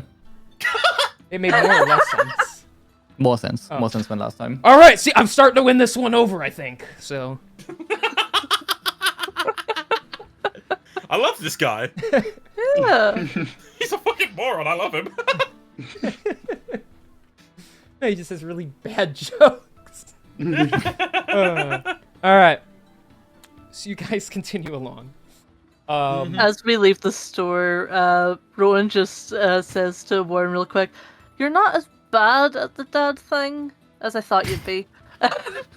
It's really funny how, assumptions can be wrong, right? I'm still not fully swayed. Look, just... this kid's probably seen it best. There's a reason I wear this groovy looking mask on my hip. It's a very physical and literal message of hiding behind laughter. You know, I kind of say and do and cause as much chaos because of the fact that, oh, look at me, I'm so hurt inside. It sucks. Rowan just pats you on his shoulder. Yeah, that emotional growth will happen to you too, I think. It already is, unfortunately. Yeah. One day at a time. Guilt's a powerful thing. I'm gonna... At some point, I'm gonna teach you all about the murders that were done the other day that we were the fault of, right? Well, I say we... I accept that it was my fault. The thing, Caspum. Well, he did the action, I kicked off the incident. So it was a 50-50 split. Also on me. But that's the story for tonight. So eventually, you guys just continue along. You leave the inner city to head to where the Arcane Tower is. Mm-hmm. All that just floating about. Eventually, you get to the it's like southeastern part of the city, all the way towards the end of the wall. And there is just, you know, where all these houses are and these buildings and like shops and stuff, they all circle around this path that is around this just big, flat, empty area. There are 5 little stands that surround it. They appear to either hold lights or something of that sort. But where it looks like there should be another structure, it is just, there's nothing. There's like a little like dirt pit that just goes down and nothing at the bottom. It's just a few feet. Love that. And of course, there was one person standing here with his metal arm, and it is Rico Tane. Oh shit, it's good to see you again. Glad you showed up. Yes. Well, it's good to know that the Shadow Dark didn't swallow you all whole. Almost. It tried. It's quite relaxing. Oh, you must be new. Rico Tane, pleasure to make your acquaintance. Pleasure to make your acquaintance. I'm Rowan. Another one in the group. Oh, I see you replaced the furry one. About time. He was starting to get on my nerves. We've not replaced him fully. He's currently, what's the word I'm looking for? Dead. On ice. Oh. So, was it an unfortunate accident, or did you finally just, like, go for it? Unfortunate accident. I was trying to do my part to keep him alive, but he did unfortunately get bested by an evil mummy who basically punched him with like this death grip and yeah, that happens. And then slashed his throat. Oh, well. And he's like trying to read your face, and this is unfortunate. Yes. Okay. Someone died. Just wanted to be sure. Well, you know, he killed people too, so turnabout is fair play. I mean, you start pointing fingers like that, and suddenly everyone's bad, you know? Most of us are. I would know. Anyways, I'm starting to catch on why specifically you want Master Aedon back. He's one of the only few that has the potential to possibly resurrect your friend. Oh, well, it wasn't even just that. It's also, you know, trying to figure out how to remove the curse from the crown. Yes, Gren has his hands up in a tizzy over the fact that supposedly the crown is still corrupted, and whoever's behind this is not finished with us. I was kind of hoping after the giant shadowy dome things ended, they would just stop, but apparently he, and I guess you as well, believe there's more to this. Regardless of which, standing behind me here should be the Arcane Tower, a very large magical structure where the Archmage resides. However, him and his students have all but disappeared. We don't know where. Technically, the tower should still be on the material plane, but it could be anywhere, and we have no means of tracking it. So the only other way to do so is to do what is called a forced summons, which will forcibly bring the tower back here. And you've got, like, a guidebook to find this, right? Like, you know, it's just an easy step-by-step kind of thing. Well, luckily enough, when you get an Archmage drunk enough, he just starts telling some of his secrets. At least the ones that are more artificial. Ooh, I gotta look over at Protheus. I gotta get you bladdered, buddy. I gotta start hearing some of your secrets. Unfortunately for you, I don't drink, so good luck. We can change that. We have a very persuasive rat on our team. Yeah, like, have you never wanted to get fucked up with Rathaniel? I prefer to keep my wits about me. Well, you can just sleep off your hangover in 4 hours. Yeah, that's what Master Aiden said too, and I got him blasted, so... Oh, you seem like such a fun person when you're not brooding. I'm just a reliable source of information and confidence, since I know about everybody's dirty laundry in here, pretty much. Fucking weird thing to know about, but that's cool, I guess. It's a Each their metaphor, own. you dingus. I'm aware, but still weird. Regardless, would you like the information or not? I would love the information. Spill the tea. Oh, I would never spill tea. I'm a bartender. See, it goes both ways. Shut up, tell me what I need to know. I love him. Why does Grim force me to be your informant? I'll never understand Because there's no one better, and you're clearly the best at what you do, okay? Damn right, so keep believing it. Alright, and so he gestures to the 5, like, little stone pillars around. These 5 mounds are to hold the 5 keys that can forcibly bring the tower back here. Typically, the Archmage himself teleports it when he goes on his little expeditions, but whatever has been keeping him away for days and days is beyond our measure, so we are going to force its hand. The problem is, it requires the 5 metallic torques. Ooh, and I'm seeing, King, I'm guessing these holes are empty, right? Yes, each one does not have anything inserted into the top of them, so... Yeah, these keyholes got no keys in them, buddy. That is the problem. I guess that's where we come in, right? We gotta go look for them. You're starting to catch on quickly. Yes. Oh, what can I say? I'm a fast learner. I have a little bit of information on a handful of them. Actually, perhaps you even have one in your possession.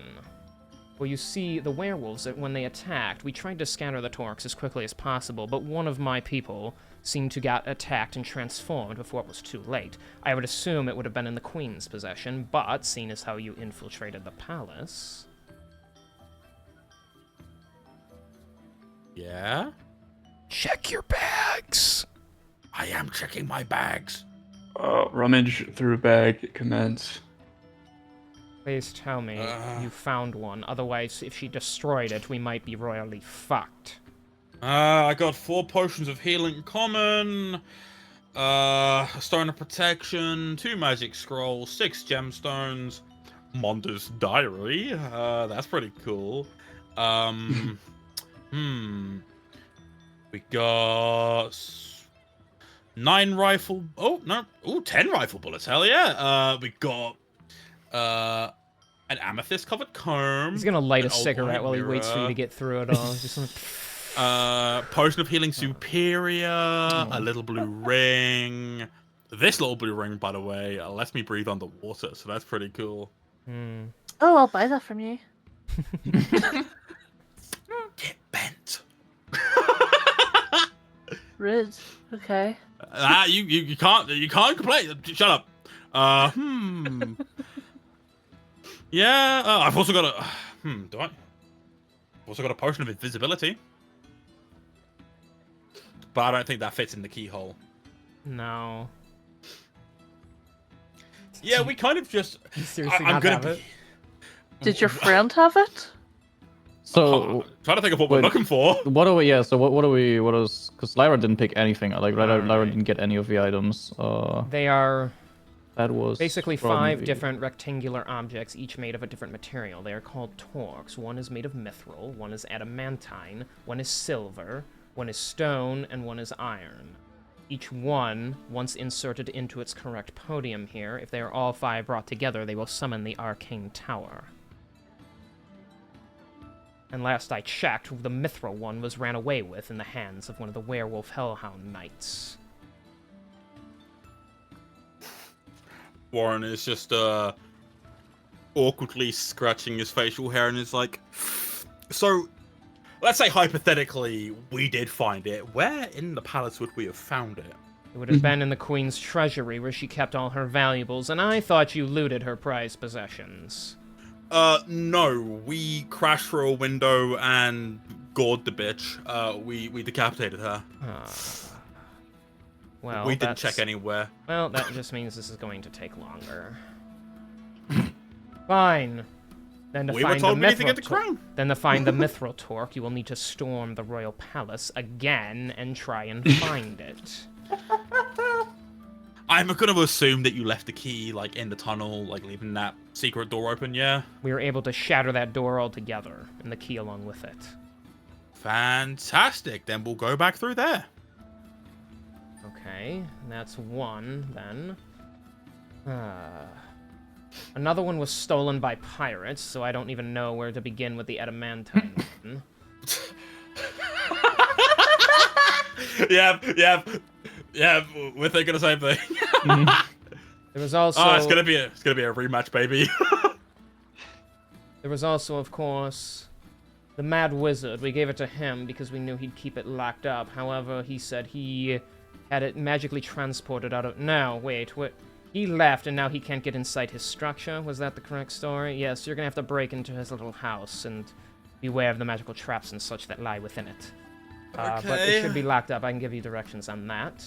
The stone torque is, well, now in the hands of the fire giant, Astraika. She was willing to take it after a deal we made, and that she went back on. So you'll need to infiltrate the Molten Enclave and steal it back from her. Alright. Just had to make this as difficult as possible, didn't you? The whole point not is my to fault. prevent people from getting access. I know, but that's a bit overkill, isn't it? Well, let's be honest, we never really thought it would come to this kind of situation. The Archmage would just pass down his work to the next apprentice, and so on, and each one would have been capable of bringing the tower to us. We weren't prepared for evil, magical creatures from other dimensions coming to take our city from under our noses. Yeah, no one's ever really prepared for that, you know? Now, No one does. anyways, look, the palace is where the first one is. The closest one here is actually the Mad Wizard's house. It is literally a tiny little house, so how much trouble could you get in if you go in there? I don't even know why it's locked. I don't know how a Mad Wizard can't unlock a fucking door, but it doesn't make I'm just sense. sat here. Like, Warren's hearing, it's just a little house. How much trouble can you get into it? He's just scratching the back of his head. He's like, ooh, probably a lot, actually. Anyways, do you at least have that information noted of the 5 torques and the ones I at least can tell you where they are? The Molten Enclave, the Archmage's house, and the palace. Mm-hmm. I've got them noted down. We will work on trying to uncover information on where the rest are, then. I would be super thankful about that. The Molten Enclave, do you have any clues on them, where they might be? They are actually to the mountain range. You'll have to go pretty far northeast for that. You'll actually have to leave the city. So I recommend saving that one for a little later, perhaps. Yeah, I'm thinking the same thing.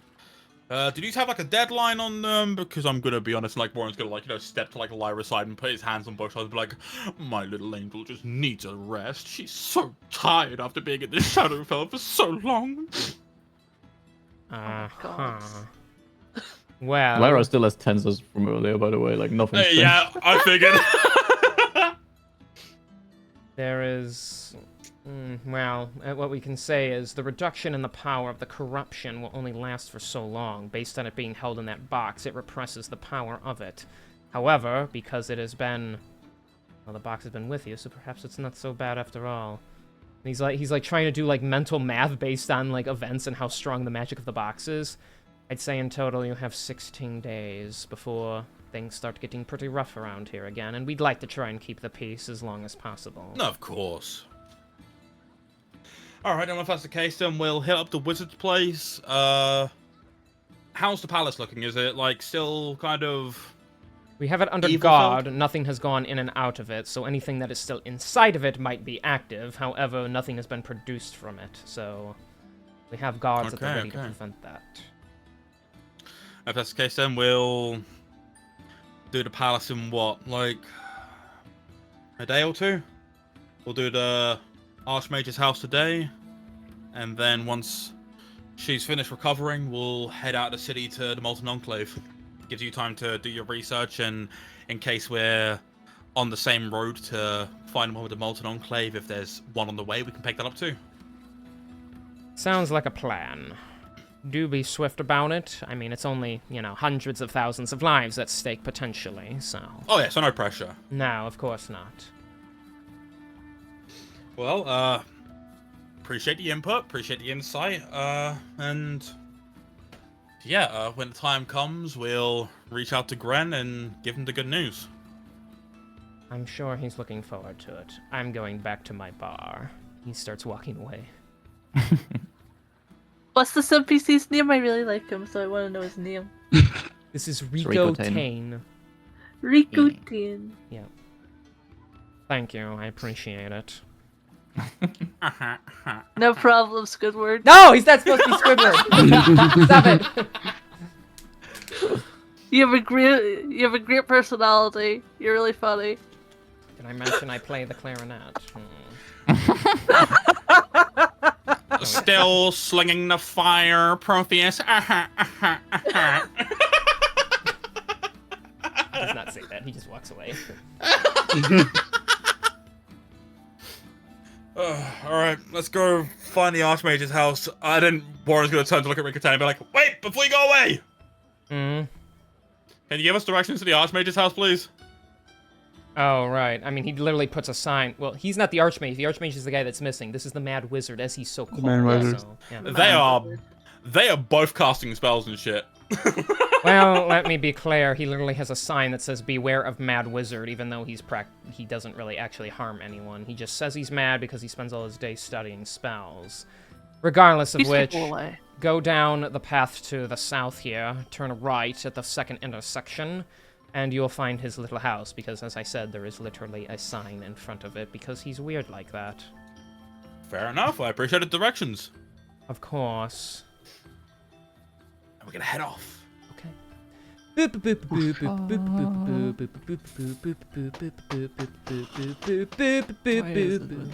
it the time that it is? Because we're closing in. We're closing in. All right. Before you stands, it's not that small of a house. It looks to be about two stories tall. It's got a big red roof on top of it. It's a little wide, but it is definitely just a house, not like some big, large factory or business or anything like that. Okay. And as you can see, there is a firmly planted wooden sign that says, "Beware, Mad Wizard's house." And then people have, like, attached, like, little, like, notes to it that have, like, wishes on them, apparently. So, because he's not actually that dangerous, so... and then there's another sign that's been plastered, like, on the wall, like, nailed in, and it literally says, "If someone can find a way inside, please call this sending stone." And then there's just weird squiggles on it, and it's signed the Mad Wizard, so... Warren is gonna pull out his sending stone and, like, see if, like, rubbing it against, like, the scribbles, like, does anything. Actually, the mouth of the sending stone, like, produces a light, and it copies that symbol and pulls it into it. It scans it like a QR code, that's so funny! So, new contact saved in sending stone. It doesn't say that, but... So silly. Huh. Okay, that's kind of cool. I guess we give him a ring if we find a way inside. We can smash the window, Warren. There's there windows? Probably ask first. There are. I won't even make you roll for it. There are windows. Yes. There's windows. There's some steps that lead up to the door, which is like a foot off the ground. What I'm You're thinking what I'm thinking? We put a ladder outside and we climb to the second-story window. I was thinking we throw a rock. The rock will come in secondary. Okay. I'm glad we had a similar train of thought. Yeah. Fucking dumbasses. That's a reference to their stupid wee game for context. We've been playing Crime Simulator. Of course you have. Regardless, Lyra does suggest bad. Alright, King, I'm gonna look around for a rock. Is there a rock on the floor? Yes, there are rocks on the floor, Kieran. Cool, I'm gonna pick one up. King, you see that window over there, just by the front door? Yeah. Ron's gonna throw the rock through it. Roll to hit. Roll to hit with an unarmed strike? Yeah. Alright. Does a 17 hit the window? Yes, you break it. That was a good plan, Lyra. I like that. It really gets the adrenaline going. Someone's dog starts barking in another yard. We found a way inside. Warren, you can call the number now.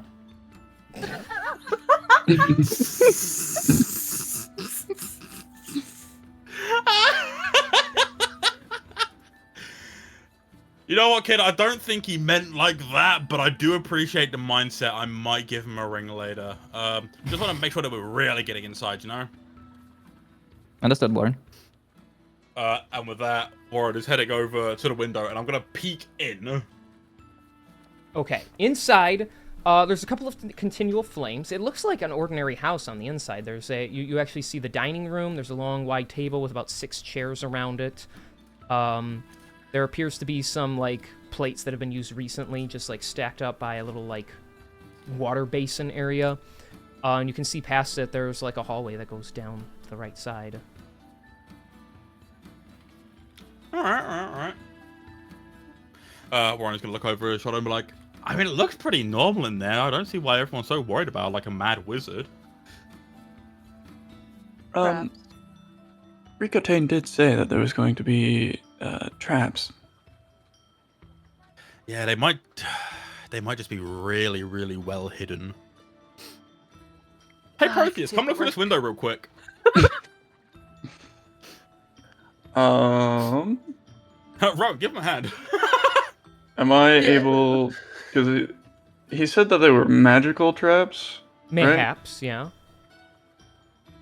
Am I able to discern any of these traps? You're gonna have to roll Arcana, baby. Yeah, boy. Yeah, boy. At a plus 12 on a 18, that's a 30. Oh! Okay, Nice. so in the dining room, you do see a trap. There's actually a faint arcane, like, line going through the center of the room, and it appears to be linked to the bluish aura that is surrounding the cabinetry.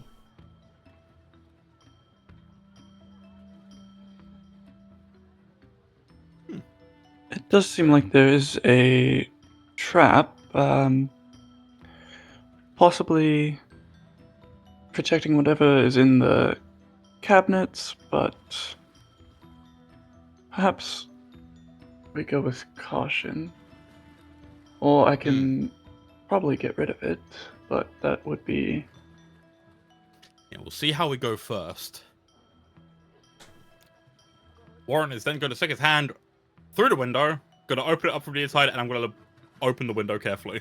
Okay, the window opens. A few flakes of glass kind of plop out, but you're good. Alright. If I die, I want you all to know it's been a blast. And with that, Warren is going to climb into the window. Lyra will stop you. She'll hold you back. If there's a chance of dying, Warren, I shall go first. Kid, you are EP sleepy right now. I'm not going to be dealing with your chicanery. Wait here. I will not die. It was hyperbole. What does hyperbole mean, Warren? Hyperbole means it's an exaggeration. The most that's going to happen is I'm probably going to stub my toe and get maybe zapped with lightning if I'm really unlucky, but I'm nimble on my feet. Before he climbs in, I am going to prepare myself to cast Dispel Magic. Okay. Just in case. Smart. I would stay behind Warren, but I have a bad feeling about this. I don't think you should go first. I do not have a bad feeling, and just, give me like 10 feet of slack, so then if I do need to retreat, I can just dive out instead of running into you by accident and getting us both shafted.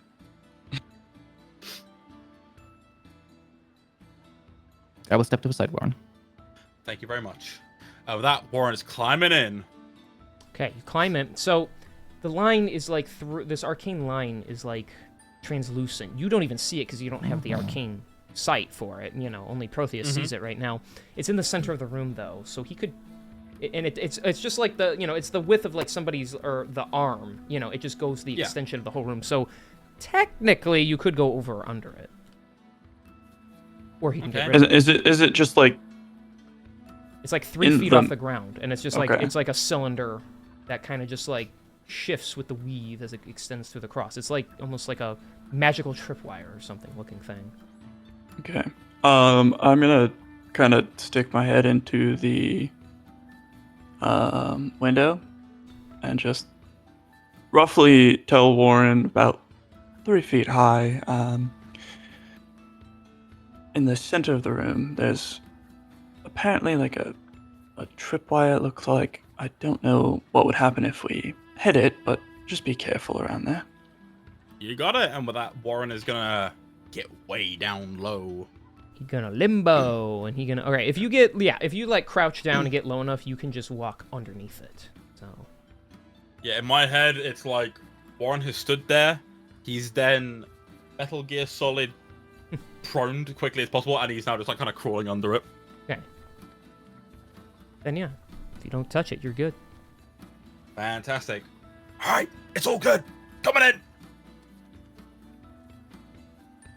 Yeah, we go. sure. Yeah, Lyra goes in. One by one, you all crouch under it and just mosey on in. Yeah. Okay, that's fine. Then yeah, one by one, you climb in, avoiding getting cut on the glass. You slip under the dining room area. I will note the house appears pretty quiet, other than like the ricketiness of like some of the floorboards. But you do hear the crackle of fire coming from a carpeted room down to the right area. Cool. All right, wizard. Anything scary in this room ahead of us, or to the right?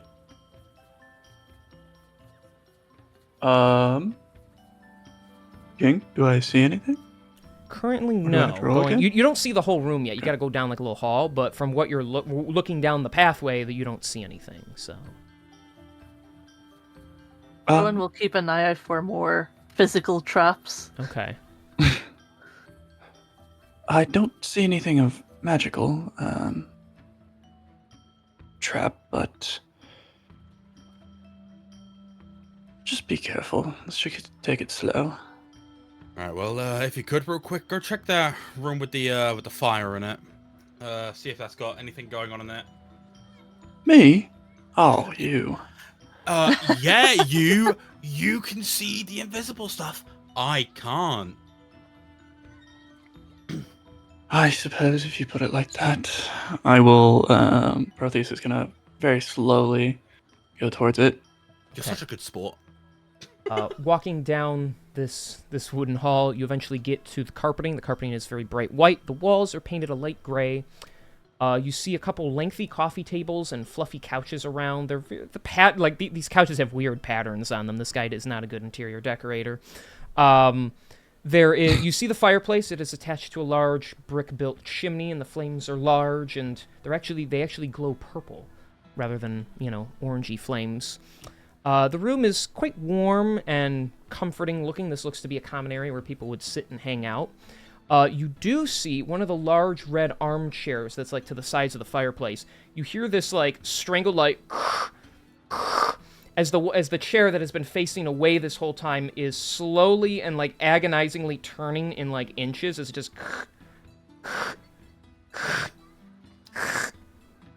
it takes a really awkward long time until finally the figure trying to do the dramatic reveal turns around and you see the well-dressed, flamboyant red outfit, the green mustache, and the porcelain mask. Well, it looks like you finally found my masterful evil lair. Foolish adventurers, don't you know you're on my turf this time? And that's where we're going to end today's session. Oh my god, bro, Who the Bumble fuck's Brush. this? That's Bumble Brush. Brush. Yeah. Welcome back to King's Campaign 3, A Broken Oath. Sorry. Could you not talk over everything I say? Like maybe just like do the annoying shit you normally do instead of laughing. I'm sorry. Welcome back to Were you King's restarting? Campaign. Hello. Well, now I gotta restart again because you won't shut the fuck up.